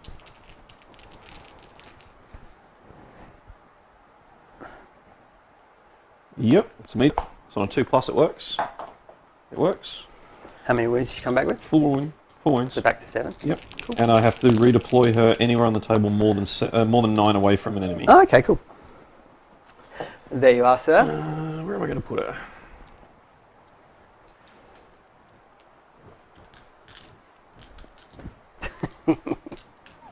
Cool. That looks good. Sounds good. All right. And the cannon at the squad.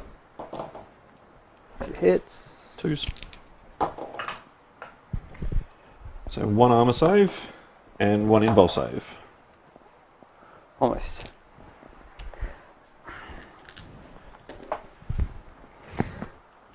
Pistol at the last dude. Yep. I hit Mike. It's a novelty. Yeah. And wounded.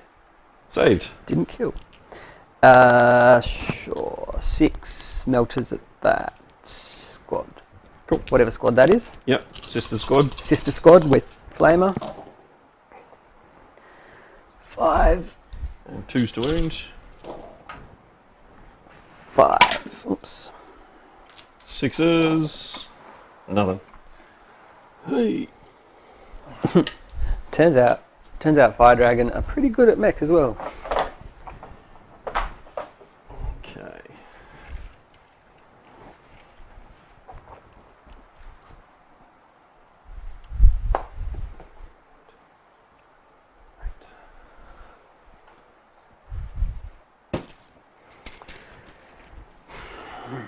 Cannon at them.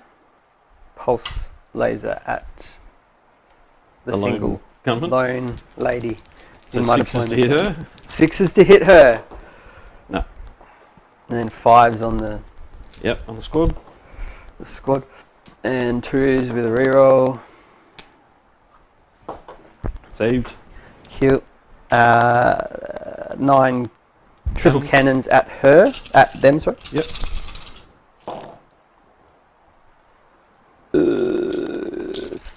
Twos. 2s. Yay, 6s. 8. 1, 2, 3, 4, 5, 6, 7, yes. You kill 3. Alright.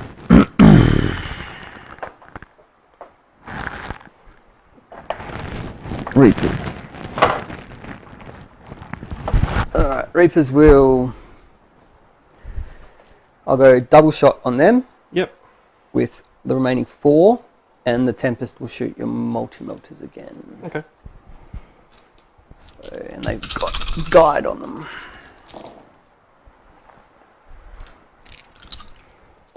Hitting on 3s with re-roll. Winning on 3s. 3s with re-roll. So 6.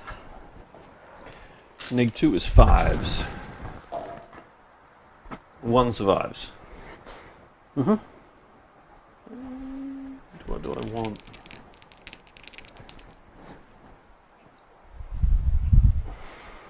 And Tempest on your missile. 6 shots.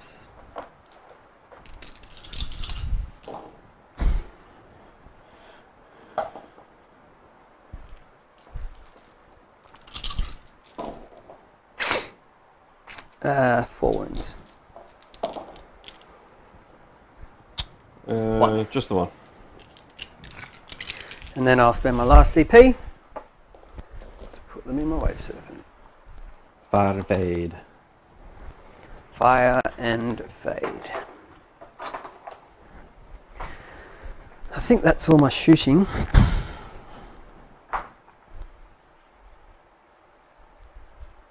All done. I'm going to spend my last 2 command points. So she auto passes morale. Da-da-da. Cool. Why? Because she's worth 8 battle points. Fair enough. It's only turn 3 though. Well, I've also got back Celestine. So at the start of the turn, she gets back to Gemini. Just the one? Yep. That's not her act of faith either, is it? No, it just happens. So first act of faith on a 2+. No. Second act of faith on a 4+. Yes. Free movement. Celestine's free act of faith.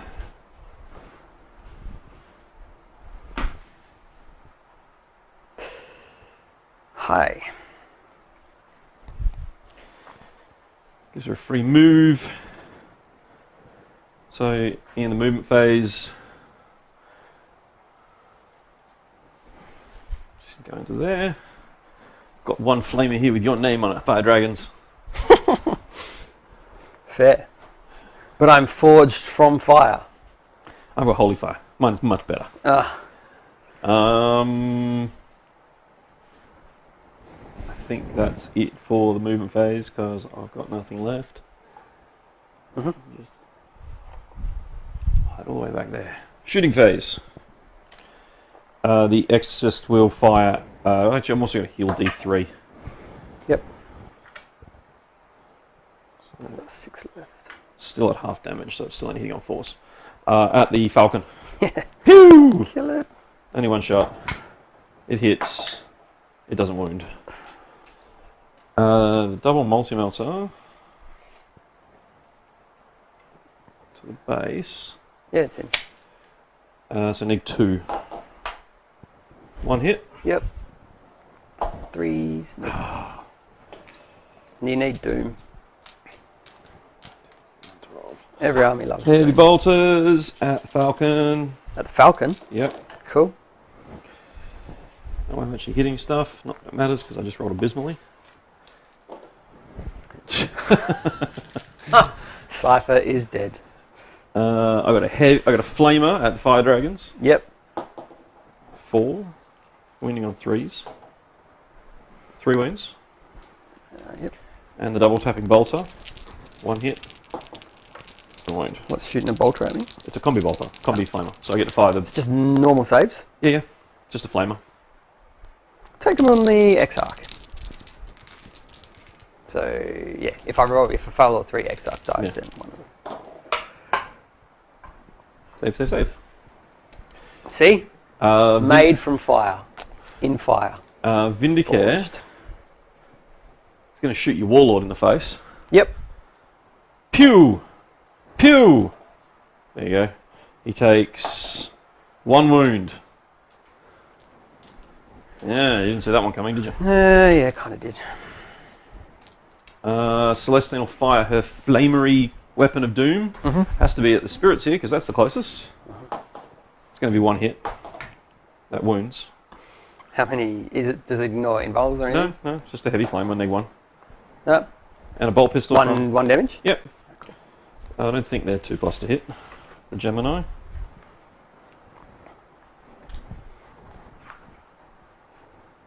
No, they're 3s. Cool. Fired. No. Yeah, I'm running out of shit. So we'll go straight to the assault phase. My Canoness charges your Wave Serpent. Your Wave Serpent cannot overwatch because she cannot see me. Not with a 6-inch charge though. No, I needed about an 8. Celestine charges both your characters. Okay. Farseer. And yeah, wounds. Saves. Cool. I think you're in. Yep. Murdery. Yeah, got invulnerable saves. Sure, that won't fail me. Are you charging there?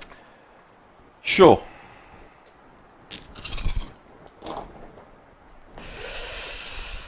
Twos. 6s. Oh well.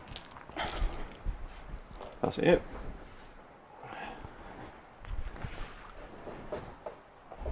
I'll give you her victory points on your turn. So Celestine is 6 attacks. Gonna cut sick. At the Farseer. Yep.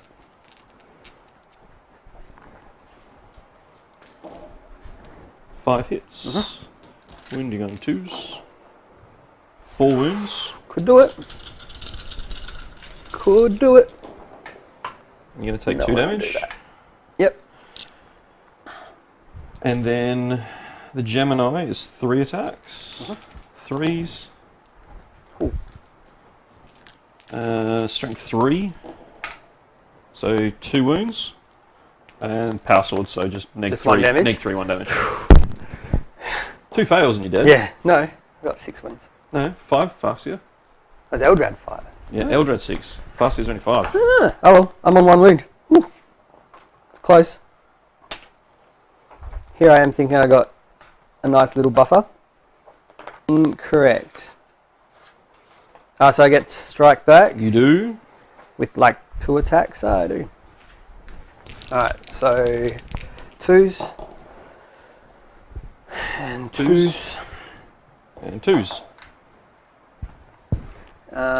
And 1. 2s. Why are you rolling 1 attack? The Spirit Spirits, is yeah. 2. Does it? Oh. Yeah. I'll roll the second attack then. 1 wound. Saved. Cool beans. Your turn, Paul. Correct. Look at what those dominions are worth for you.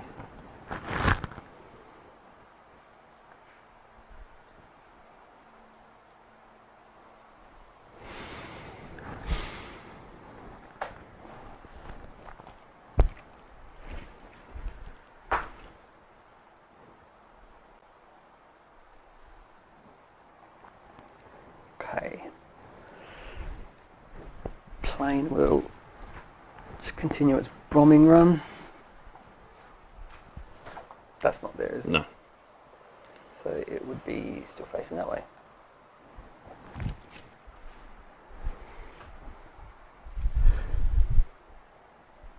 What's their range? 24? Mm-hmm.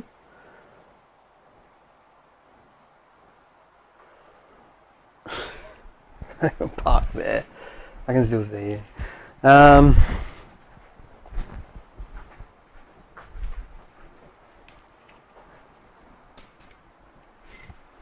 So there's 3 dudes under there. Yep. 1 character and 2 guys. 2 characters and 1 Sorry, guy. 2 character and 1 guys. And they're heavy bolters.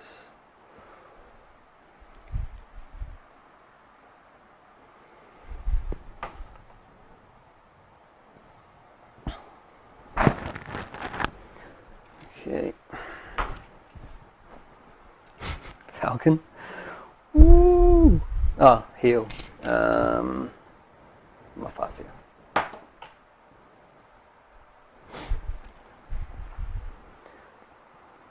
What is this guy even going to shoot? Celestine? Maybe. It's only got an advantage move now as well. Yep. Really does. Take some shots at that. See the top. Well, if you're shooting me, Yeah. I can shoot you.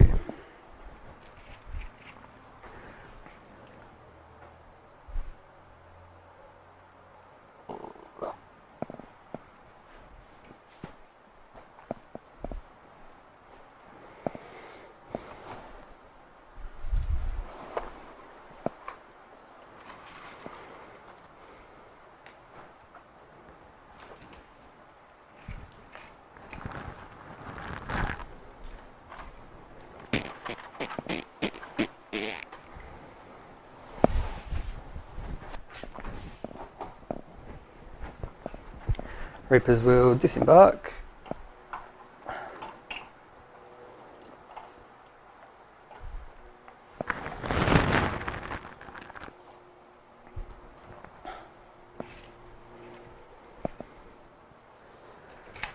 Farseer and Spirit Seal will fall back.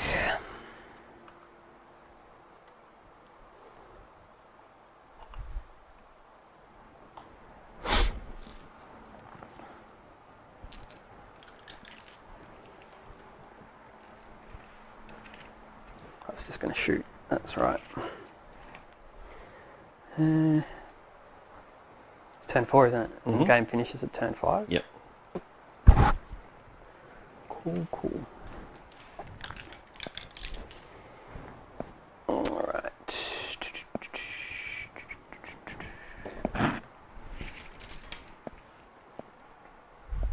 Still in range of the gun, yeah? Yeah. I wish I'd saved a command point now. Well, I've got an active a stratagem that when you kill a character, it lets me get a free active face instantly. Huh. So, It's pretty nice. yeah.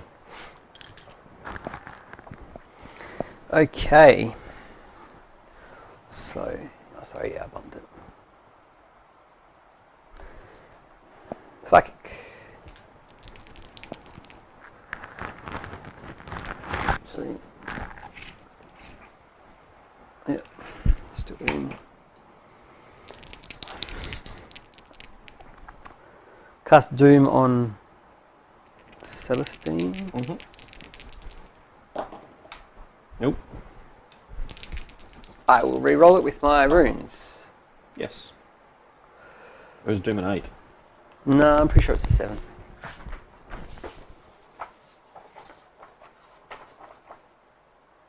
Yeah, 7. Cool.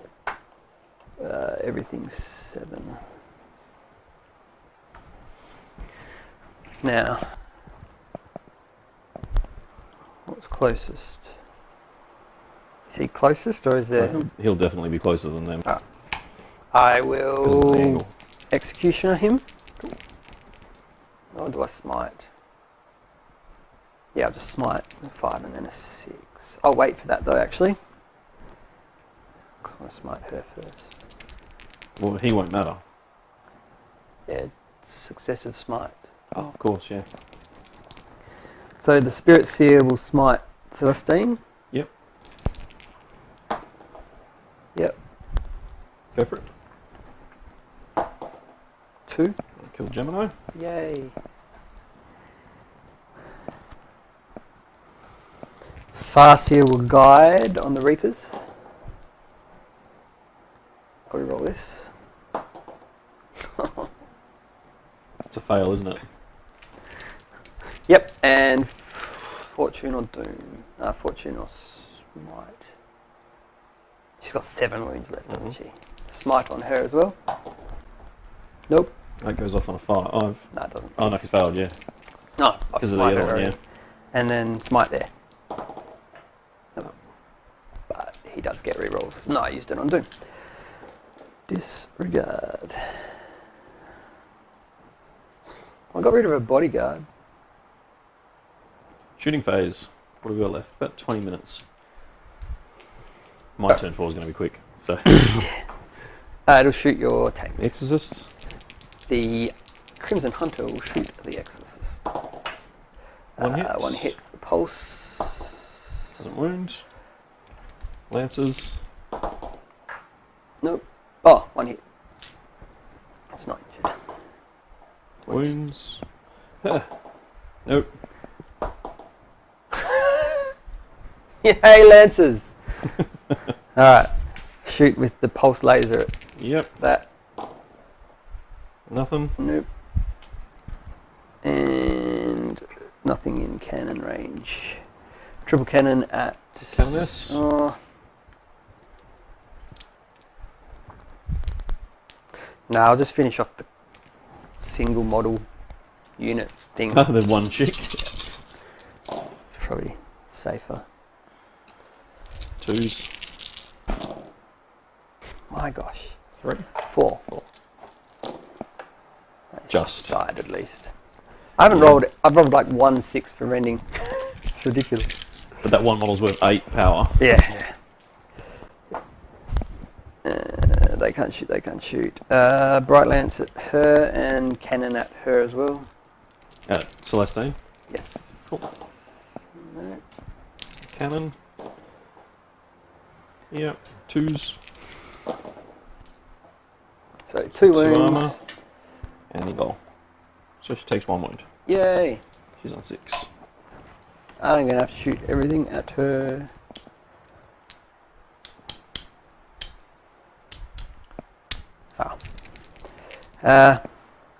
Yeah, 8 Reaper missiles at her. Yep. And the Tempest at the Melter Squad. Cool. Ugh.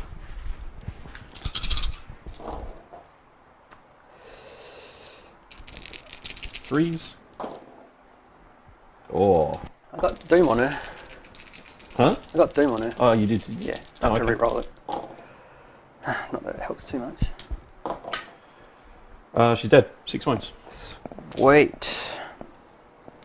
Not one past save No. for her. And the Tempest gets 7.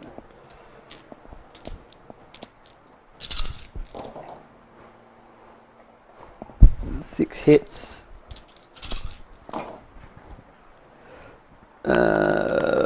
Four? Yeah, 4. It's the whole squad. No, just neg 2. So 2 more die. You've got Oh one yeah, left. 2 more. But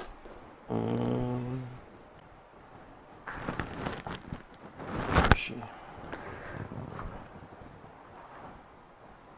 8.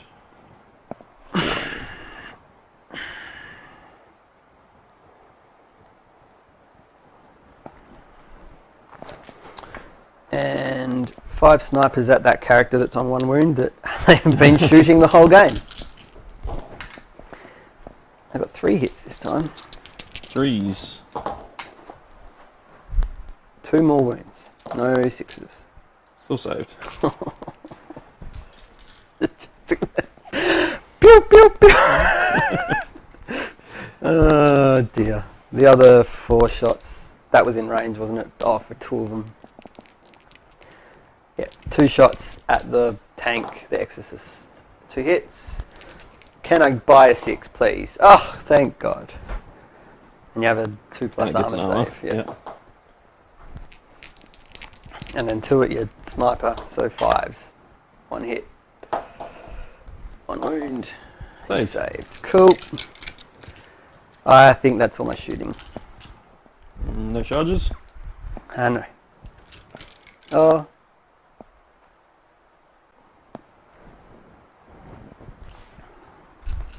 What's that got gun-wise? A bolt pistol. I will charge it with my wave serpent. No.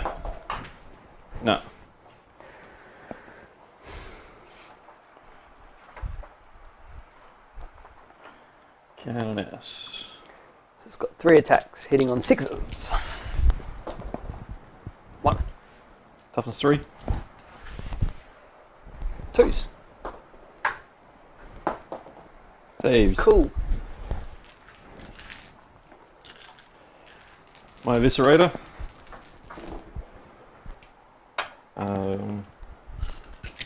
No, that does miss because she's -1 to hit with this weapon. Strength is 6. So 1 wound, neg 4. And it does 1 damage. Cool.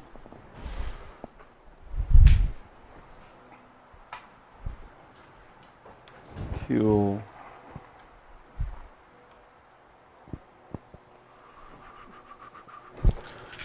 Yeah, your turn. Alright. It's going to be a very short turn. You got your heal though. D3 heal.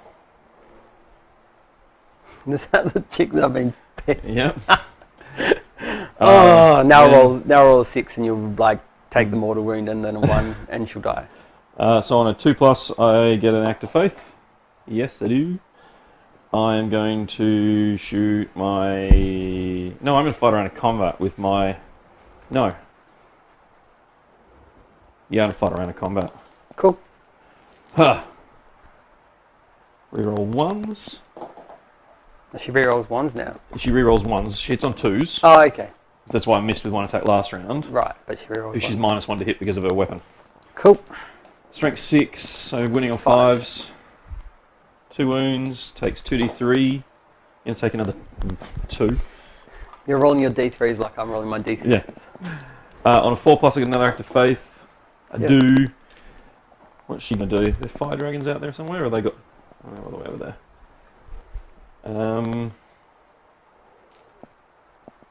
What's she got in combat?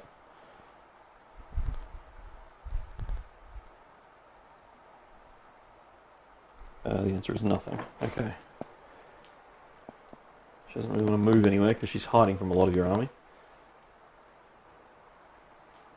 That's that she is, I guess. Okay. Movement phase. Done. Shooting phase. So those Reapers are now just -1 to hit. Yep.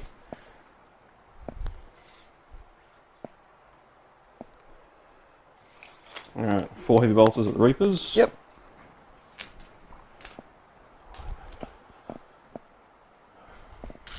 Fours.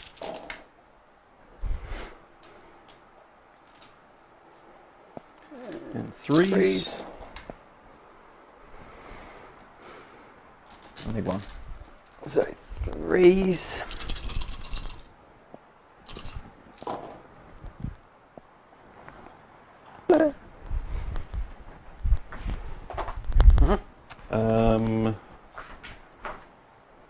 Exorcist will fire at the Falcon. Yep. Misses. Our D6 weapons have not been going great. No. Today. 1 multi-multi left. Yep. Hits. Doesn't wound for the 3rd turn in a row. Straight to combat. 4 attacks on the tank. Reroll 1s. Doesn't wound. Oof. 3 attacks back. 6s. Nope. Your turn 5. Alright, so the remaining 8 Guardians, sorry. That's all right. I'm just going to have a look at the power level of those Reapers. I'll get something for them at least.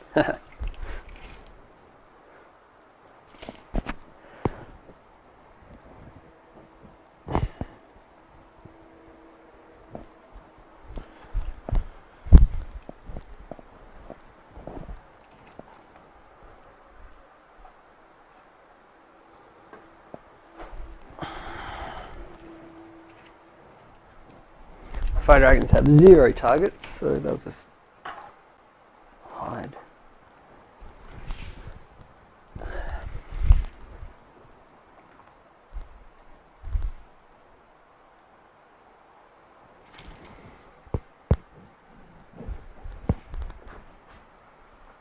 Oh, I'll heal the Falcon. 2.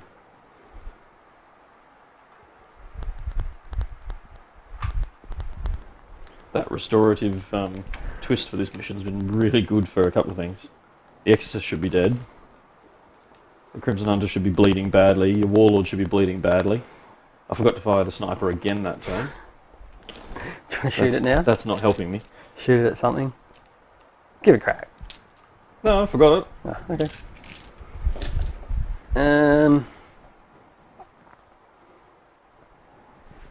I'm so like I'm not used to having him. You know, you get used to doing certain things, and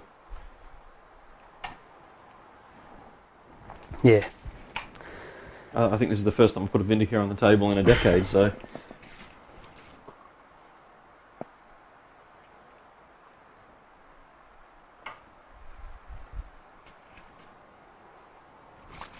How's he in close combat? it was still 4 attacks. It wasn't terrible. Like he's got no power weapons or anything silly.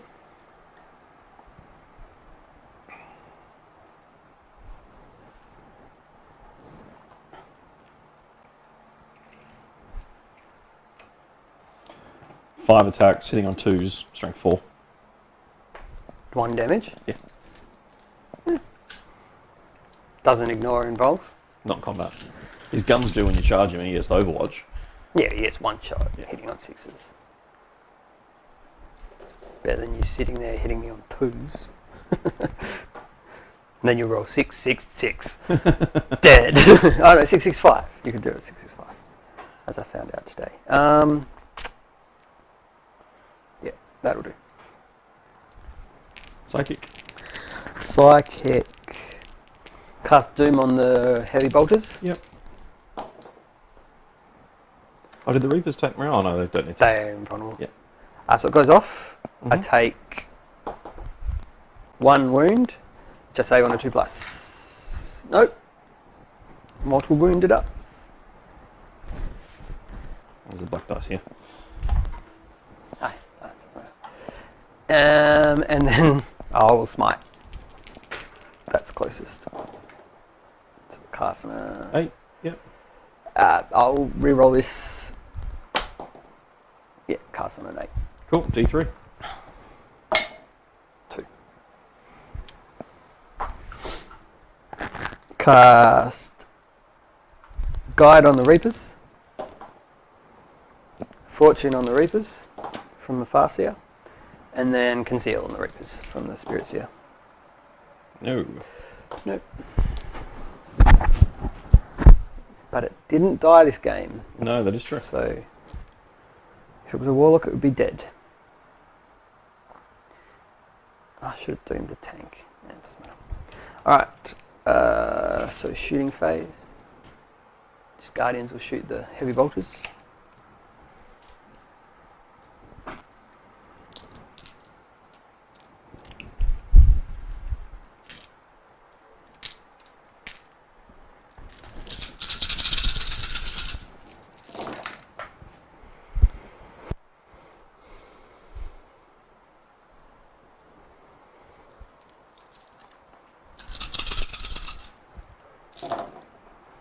They're doomed? Oh my gosh.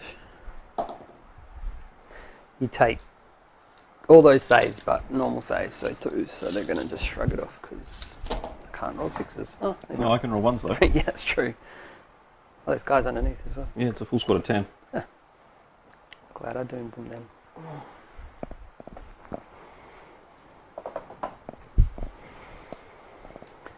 Alright.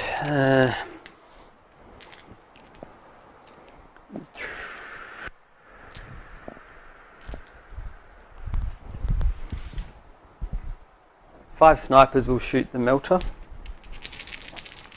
Multi-melter, sorry. Because he's got like 2 wounds left now. Yeah. Oh, I should probably go and try and kill it. 5 snipers at the character. 3 hits. 3 wounds. Oh my gosh. She still has 1 wound left. She will live. She will, at this point. Yeah. That is awesome. Waving a banner under there going, I hate snipers. 4 snipers at your tank.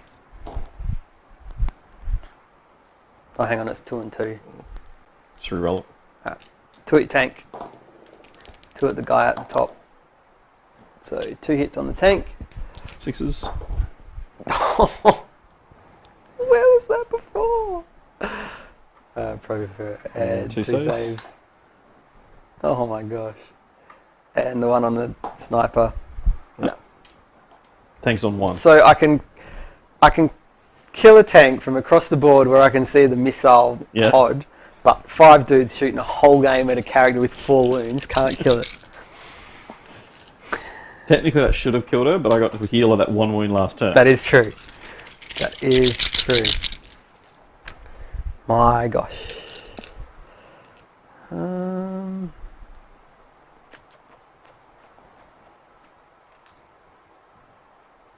Fast will shoot pistol. Oop. Oh yeah, next week. Reapers. Tempest will shoot the melter unit, or the melter guy, and the 2 will go double fire at the Heavy bolters. heavy bolters. So Tempest.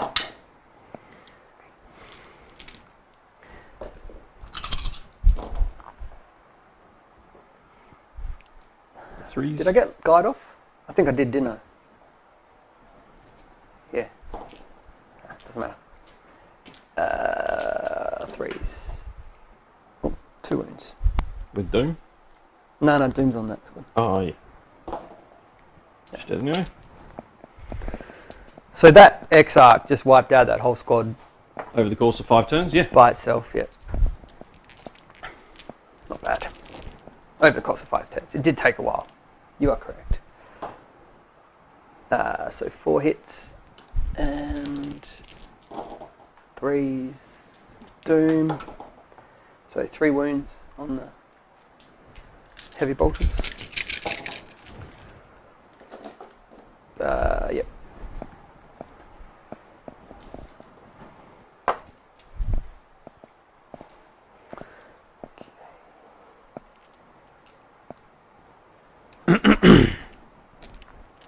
Bright Lance will shoot at the tank in cover.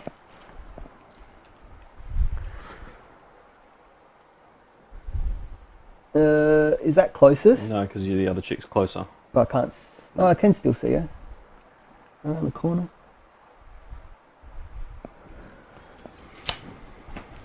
So cannon at her. Bright Lance at the tank. 2 hits. 1 wound. No, so it's going to die. It doesn't explode. It just dies. Well, it lasted a while.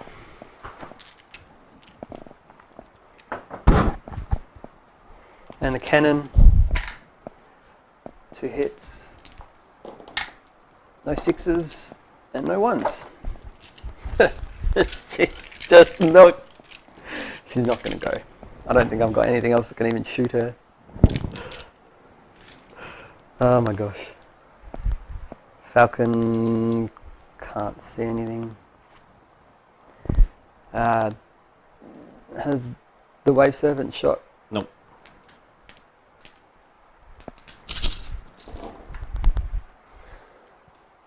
Twos. One at neg 3. One more. Man, hard to move from cover. The plane has nothing else to shoot, so it's going to shoot heavy bolters as well. Yep. Bright lances. One hit. Twos. Yep. Neg 4. You still get 6+8. I've got a shield of faith anyway. Shoot off faith. That doesn't matter. And the pulse laser. One hit. One wound. Yeah. 5s. Nope. Cool. When you're using heavy weapons to remove power armor from cover. The way it should be. Exactly. I'm done. That's my shooting. Then morale. 7 plus they're all dead.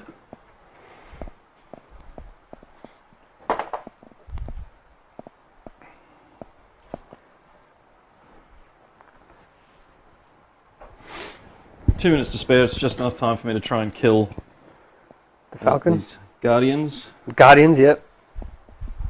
Actually, before I do that, I get Acts of Faith. Act on a 4+ on herself. No, on a 2+. No. The Faith have left the The building. faithful have left the building. So, shooting phase. Can't really kill anything. I don't think I can. If I could see the Spirit Seer or the Farseer, I'd take a pot shot at them, but I can't. There's a Farseer just there. Yeah, okay. Which I forgot to Twos. charge. So he's going to take 1. Alright, Assassin charges and she charges the Guardians. So standard shoot from the Farseer fails, and then Assassin makes it. Ninja! You did not see me lurking here. I have been shooting you all game. 2 rending wounds. 1 wound. Mm-hmm. She has 4 remaining. 7. Kill some Guardians. 4 hits, 2 to wound, 4 dead Guardians. 4 Guardians strike back. 3 wounds. 1 more wound. The Assassin hits 5 times, Yep. wounds 4 times. But I get my invulnerable.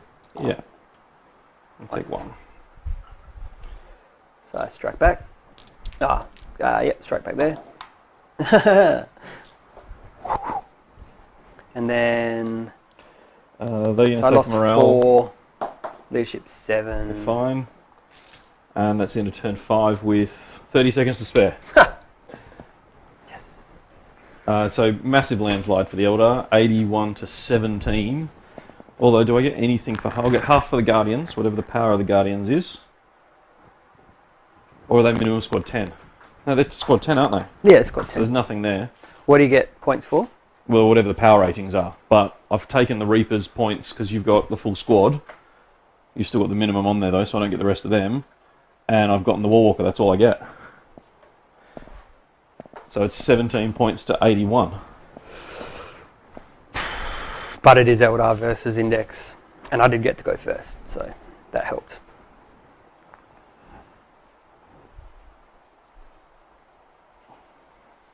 So what's interesting about that though is the mission time. Like I played for a total of 39 minutes. So I think partly because I've got such a short ranged army, I spent a lot of time just basically moving models and doing nothing. But I thought Celestine would have done better than she did. Everyone keeps raving about her. She's actually not that hard to kill. No, you need to be able to get in. No, but I've seen people tout her as the answer to Reapers, and she's not, because the Reapers do 2 damage. Yeah, yeah. Yeah, And the negative on them's enough to push her to her invulnerable, so... there. I mean, But you have to fire and fade with them. I mean, not fire. You have to feign retreat with them. Oh, to get them out of combat, yeah. to If you'd stayed in combat, I would have murdered them. Yeah, that's exactly right. So yeah, deployment with that Glory Seeker and Restorative sees Dave win at 81 to 17. So we'll be back in a second. We'll do a wrap up. Hi, I'm here with Mike and Dave at the end of their 2-hour, 1,500 point Sisters of Battle versus Craftworld Eldar game. And this was the first time that either of them have ever used the open war cards. So how did you guys think that went? I'd use them again for fun, casual games. I think they've got no place for any sort of tournament or competitive game, but to make like just a casual game, pick-up game interesting, absolutely. I think they were good fun. I liked the fact that you didn't know what you were playing, so you kind of had to make a balanced army, I suppose. Plan for everything. Yeah, so it was good. So which card were you actually using? What do we call it? It was Search and Destroy. Was that the corners deployment? Yeah. But instead, normally in the standard rulebook, you get a 18-inch no-go zone. This only had a 12-inch no-go zone. Not that that made any difference, because you went, I'm not going anywhere near those melting and flamers. 3 inches closer to me to start with. Well, that's, yeah. Right. And then the mission was, I think it was called Hungry for Glory or something, where it was basically kill each other. Mm-hmm. And then the twist on the mission was at the start of every turn, we got D3 wounds back on a unit. It wasn't clear. There's a couple of models in the game that when you get back wounds, you can put models back in the army. Mm-hmm. But we played it as it had to be something like a falcon that was wounded, Okay. that healed, rather than putting models So it back had to that be were on dead. the table, Yeah. and you could heal it rather than resurrecting. Yeah, Yeah. that was certainly what was implied on the card. But we dug through the deck a little bit afterwards, and there's some cool stuff there. It's definitely worth having a crack with for just fun pickup games. Yeah, and Dave, you were saying that you would quite like to have a go with some of the cards Sudden as well. death stuff. Yeah, the cards that we didn't use were like sudden death cards and ruses, I think. So that's like, for this game, we had a balanced, like 1,500 versus 1,500 point Yeah. game. But those are made for, like if one army's more points than another, and the sudden death, It's double. taking it to the extreme, which Yeah. is double. And that would be interesting to play. Some of them were like... I killed like, the enemy warlord. yeah, you get an Yeah. instant win for achieving certain objectives, which would be interesting. I wouldn't want to play it every week, but as a Chuck one-off, one it in would be here pretty and cool now, just here and to there. Yep. try and focus on your objective, and working with the limited resources to try and achieve it would be pretty cool. Yeah. We actually might have to give that one a go at some point. Absolutely. Fab. Yeah. So when you first looked at the two armies, how well matched did you think they were? You go. Oh, look, the Eldar are in a good spot at the moment with all the stratagems and the updated codex. The Sisters are still running out of the index. The chapter approved helped them a little bit, but the Warlord trait I had meant nothing. I didn't take the Relic, which I've got no one to take the Relic with, to be honest. And the two stratagems they give you, did I use one of them? Yeah. You use the auto... No. You use the, like, ability to dispel... Oh, yeah, that's right. I used So it's been like 30 whole minutes since the game finished. So apparently that's just poof. Yeah. No, he's right. There's a stratagem that lets me dispel psychic powers on a 4+. So I used that a couple of times. That was annoying. Well, the other one is when a character dies, I get a free act of faith. But the only things that survived the game were the characters. Yeah. So it didn't really... Good planning on my part. Didn't really help. So on paper, maybe if the mission was different, it would have been a closer game. But and we certainly saw that when I played the Death Guard with Galen recently, is because armies had to close and we were going for objectives. The game was a close game. Mm-hmm. Yeah. Certainly, not having to come near me helped Dave. Yeah, I mean, this game I had less deployments, so it was more likely I was going to go first. Mike had a lot of distance to cover, so I could just kind of sit back and pick my targets and take them out. Just noticed this conversion on the Dark Reaper Exarch. We'll just sit here while you amuse yourself, shall we? So I never got to see the bloody thing. He kept hiding it and shooting me with it. It's true. Sit it out of Line of sight, behind a building. killed a squad in the game by himself, so I was pretty happy Literally with him. 10 models over the course of the game by himself. Whole squad. Yep. awesome. Worth 10 victory points in this mission as well. Not bad for 32 points. So how did you find? So you were you knew that you were going into it as the underdog. Oh, the Eldar are very much in the top 3 of the food chain at the moment, and the index is always going to struggle until you get all the other things. And the worrying thing for Sisters of Battle is that you may never get a codex, which means you may never get any of those things. They haven't had an update in years. 3rd edition, they had the Witch Hunters Codex. Yep. I think that was the last real book they were in. They've had About a decade. maybe more. Yeah. Since I was last playing. I don't think they got them in 4th edition. I don't remember. Don't think so. But yeah, so it's been a long time, and they've always had entries and stuff to kind of get you by, but they've never been fully rounded in terms of having all the relics and the warlord traits and the different faction. Like Dave was running his army as a Latok today, so his whole army was -1 to hit. Whereas if he'd taken a different Craftworld, they'd have different rules. You have none of that with the Sisters of Battles. Yeah. You've just got what they are. What they are, yeah.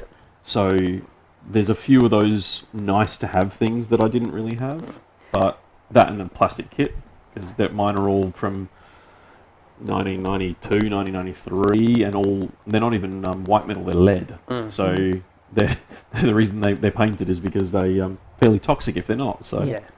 Which is a shame, because the army, while they're just kind of like toughness 3 Space Marines, I think there's enough flavour in them to, like, the Holy Fire, and some of their tanks are, like the Immolators, really good, and especially in this edition, it's at probably its best, I'd say. I mean, flamer weapons are that 2d6 great. one, it was a bit underwhelming when I fired it, but yes. But most of the time it'll do well, work. the game Yeah, prior it it was goes the other doing way. really well. Yeah. So, Exactly. and if they were plastic, you'd obviously get more players playing them. But at the moment, when you're paying $22 or $23 a model, and you need 10 of them for a squad. We're not even sure it's the cost that's the issue. I think it's difficult to actually try and source them. Well, you can buy a lot of them from Games Workshop. The tanks, I think, are both out of production now. The plastic Saint Celestine and plastic Gemini that they came out with at the end of 7th edition, where everyone kind of went, oh, we're going to get plastic sisters. Yeah. And then we haven't, which was,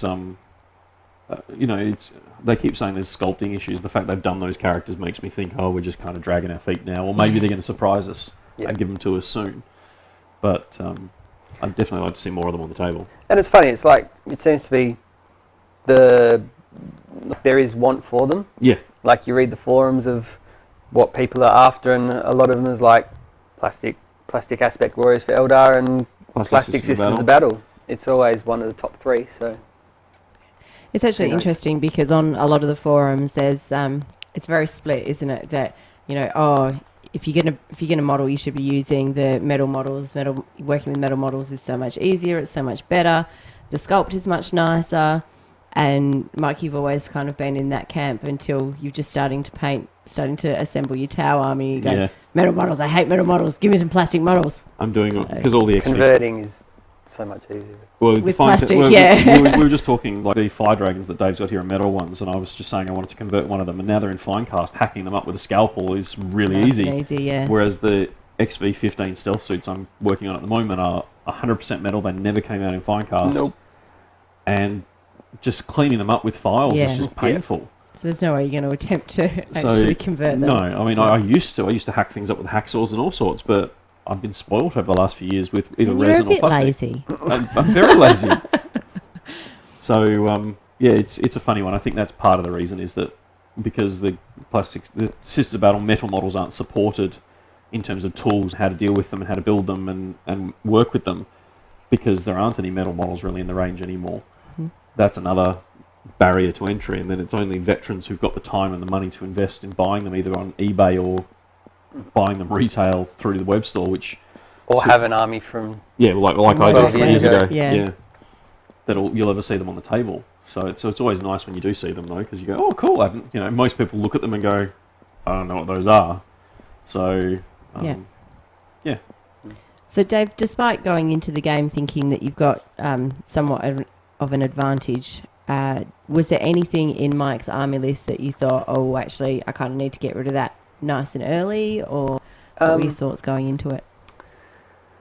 Yeah, Celestine's always an issue, especially for my Eldar army's more shooting based than close combat. So if she gets to my lines, it can be nasty.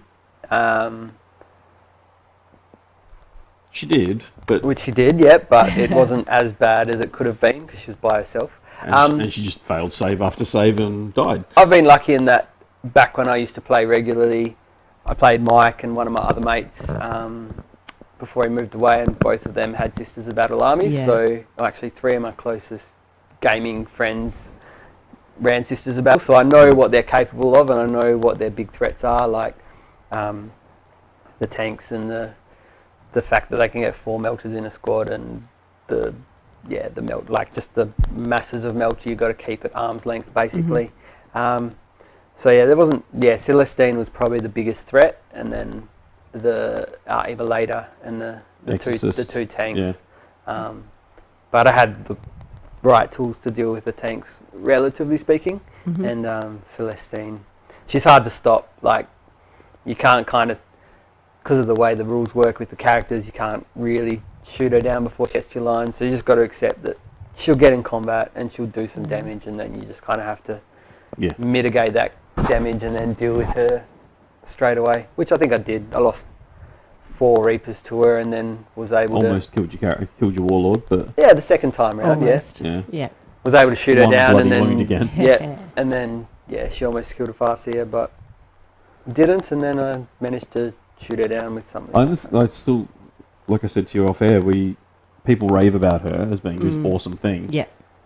I don't necessarily think she's as good as people make out. She's definitely, for 250 points for her and her 2 bodyguards, she's worth it. Yeah. But the Sisters of Battle Army lacks the ability to support her well because she's so fast, whereas she slots in really well to the Guard and to the Space Marines who can support her really well. I think running Celestine would require me to go and get myself about 30 more Seraphim and then run... Or just everything in tanks. Yeah.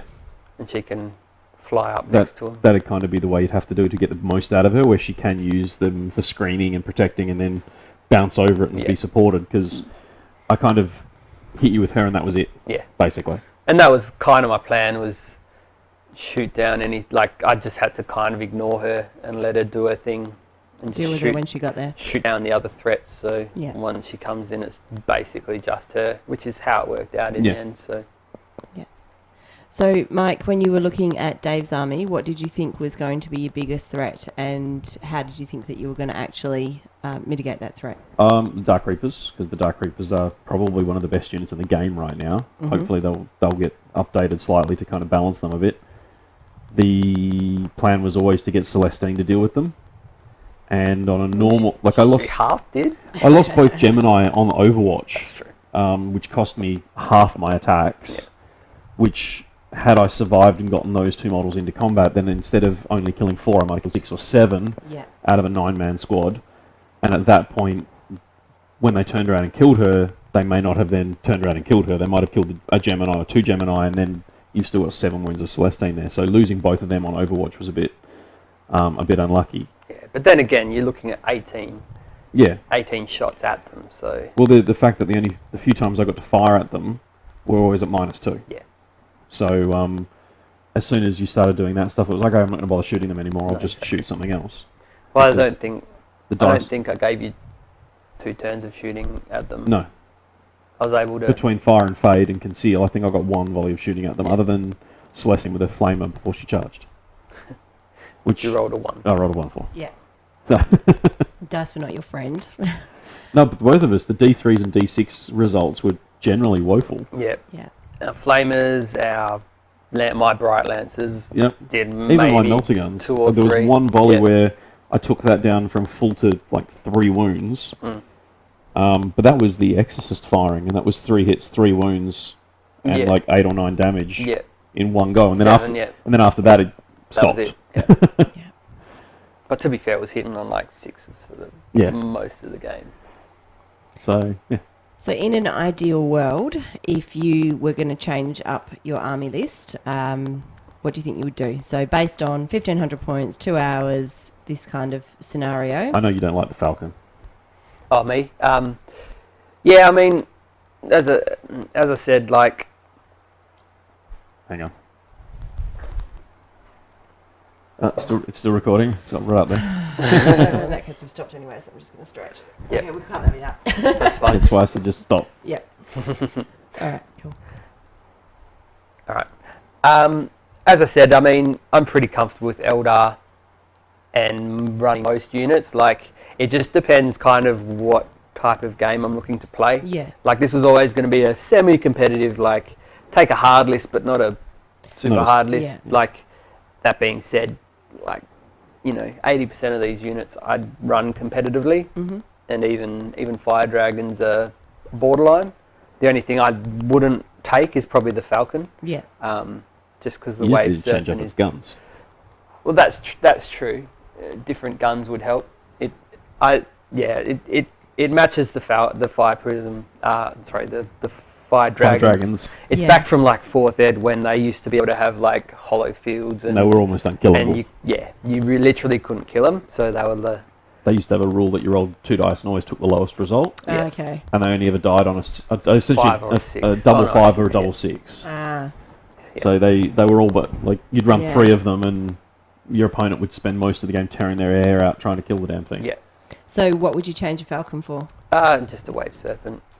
They carry more. They're more survivable, and they're not as shooty, but But for you deploying fire dragons, that makes sense Yeah. because you're going to put them in harm's way at that point anyway. yeah. They will probably taken another triple Cannon.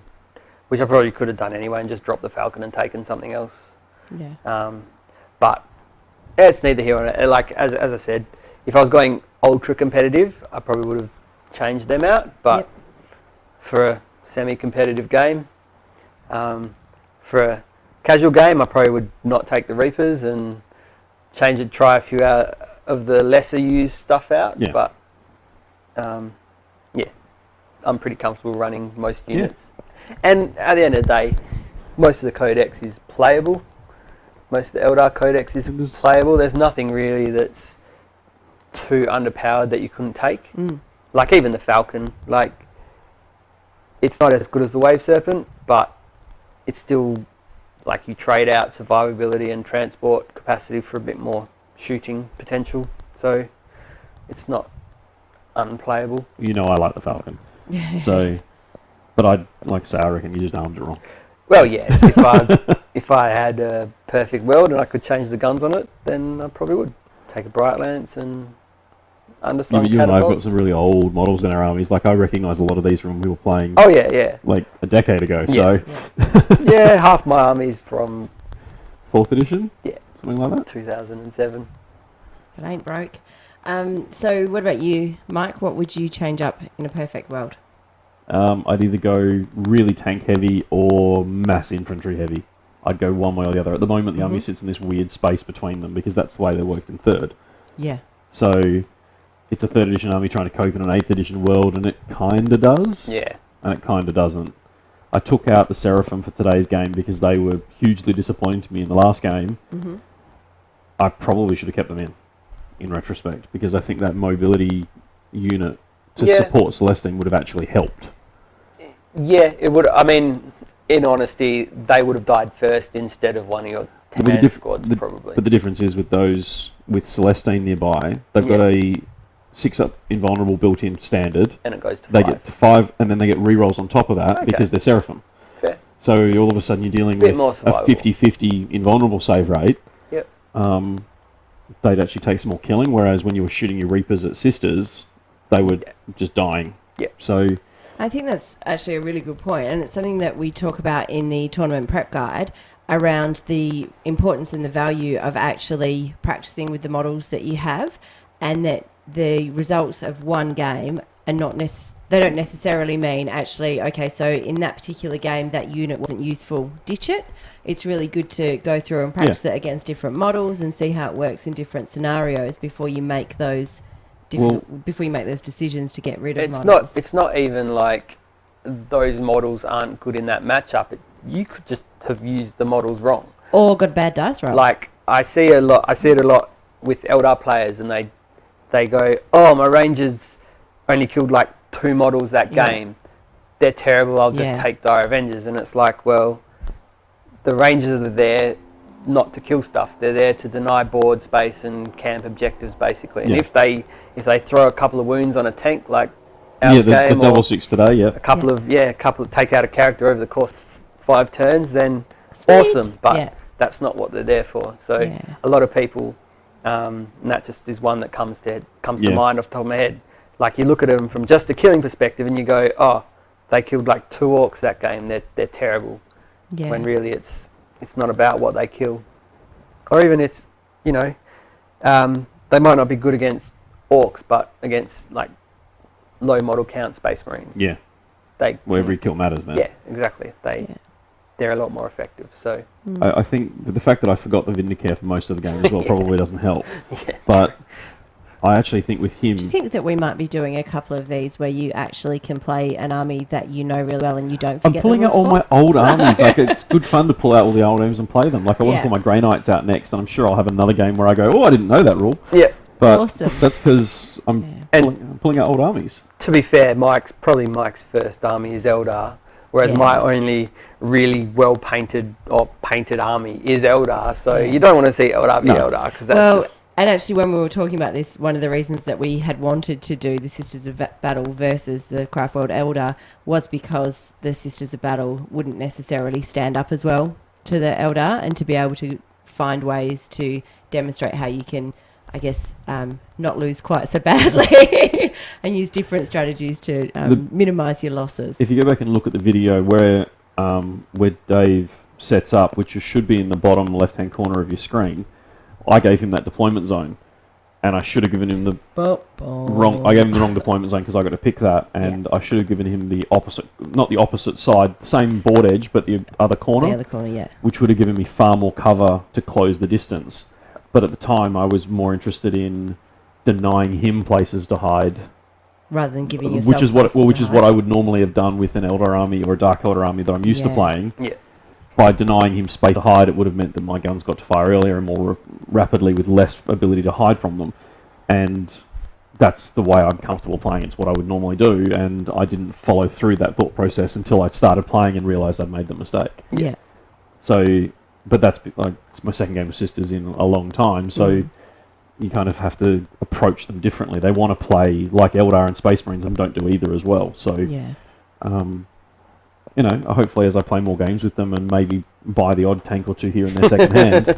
Or maybe not. Mate, didn't we just talk about how important it is to work with the models that you've got and to practice with them so that you can see what they're actually capable of? Look, I think that it would be doing you a disservice to have you buy any more models. Just saying. And we're going to move on to the next question.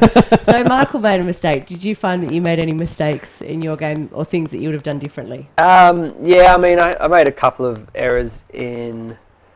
just my movement, really. Like, turn one, I moved my Falcon up and put it in melter range out of the tank, which almost cost me the Falcon. But the Crimson Hunter lurking inside multi-melter range. And then the Crimson Hunter just being within multi-melter range for most of the game was probably not required, considering it moves like 60 inches and still fires pretty well. Yep. So, but to be fair, I was trying to get line of sight to the Exorcist, which was... Yeah, well, after you managed to dump 6 wounds on it in the first turn, I drove it into a building, and because you draw a line of sight from any part of the tank, the missile silos on the back of it are quite tall. So I'm drawing line of sight from the very top of the missile silos, but I'm also 25% out of cover, so I'm getting full cover saves for it as well. Nice. And it's toughness 8 already with a 3+ save, so it sat there essentially being a Land Raider. It took a fair bit of damage. It did take some killing. Yeah. But yeah, so other than that kind of movement stuff, it was...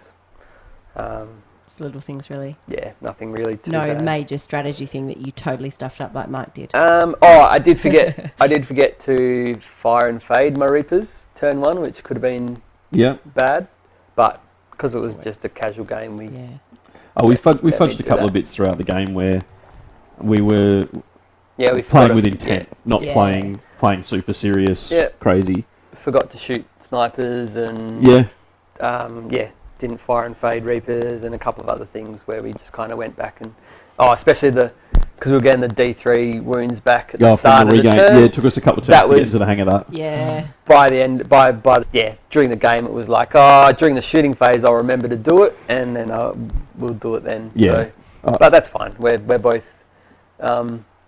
both friends, so and like I said, playing to intent. It was meant to be a fun game, casual game, and it's not. There was certainly, if Dave and I had said we're going to play timed super competitive, we're going to come and play practice for ATC or something like that, then sorry, Chant, you forgot that. Yeah. But we both would have been on the same page with that and going, yep, fair call. Yeah.